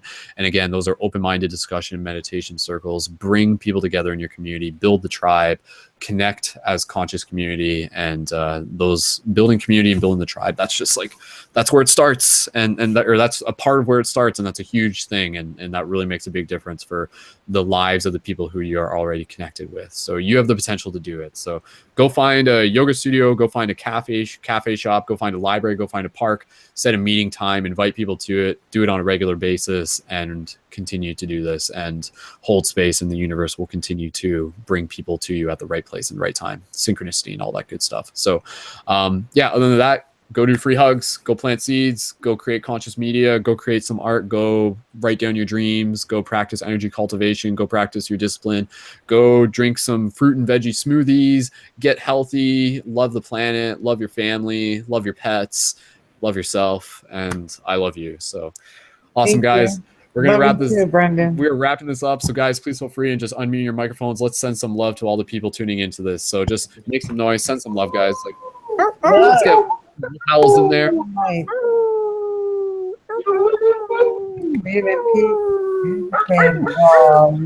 You are too funny.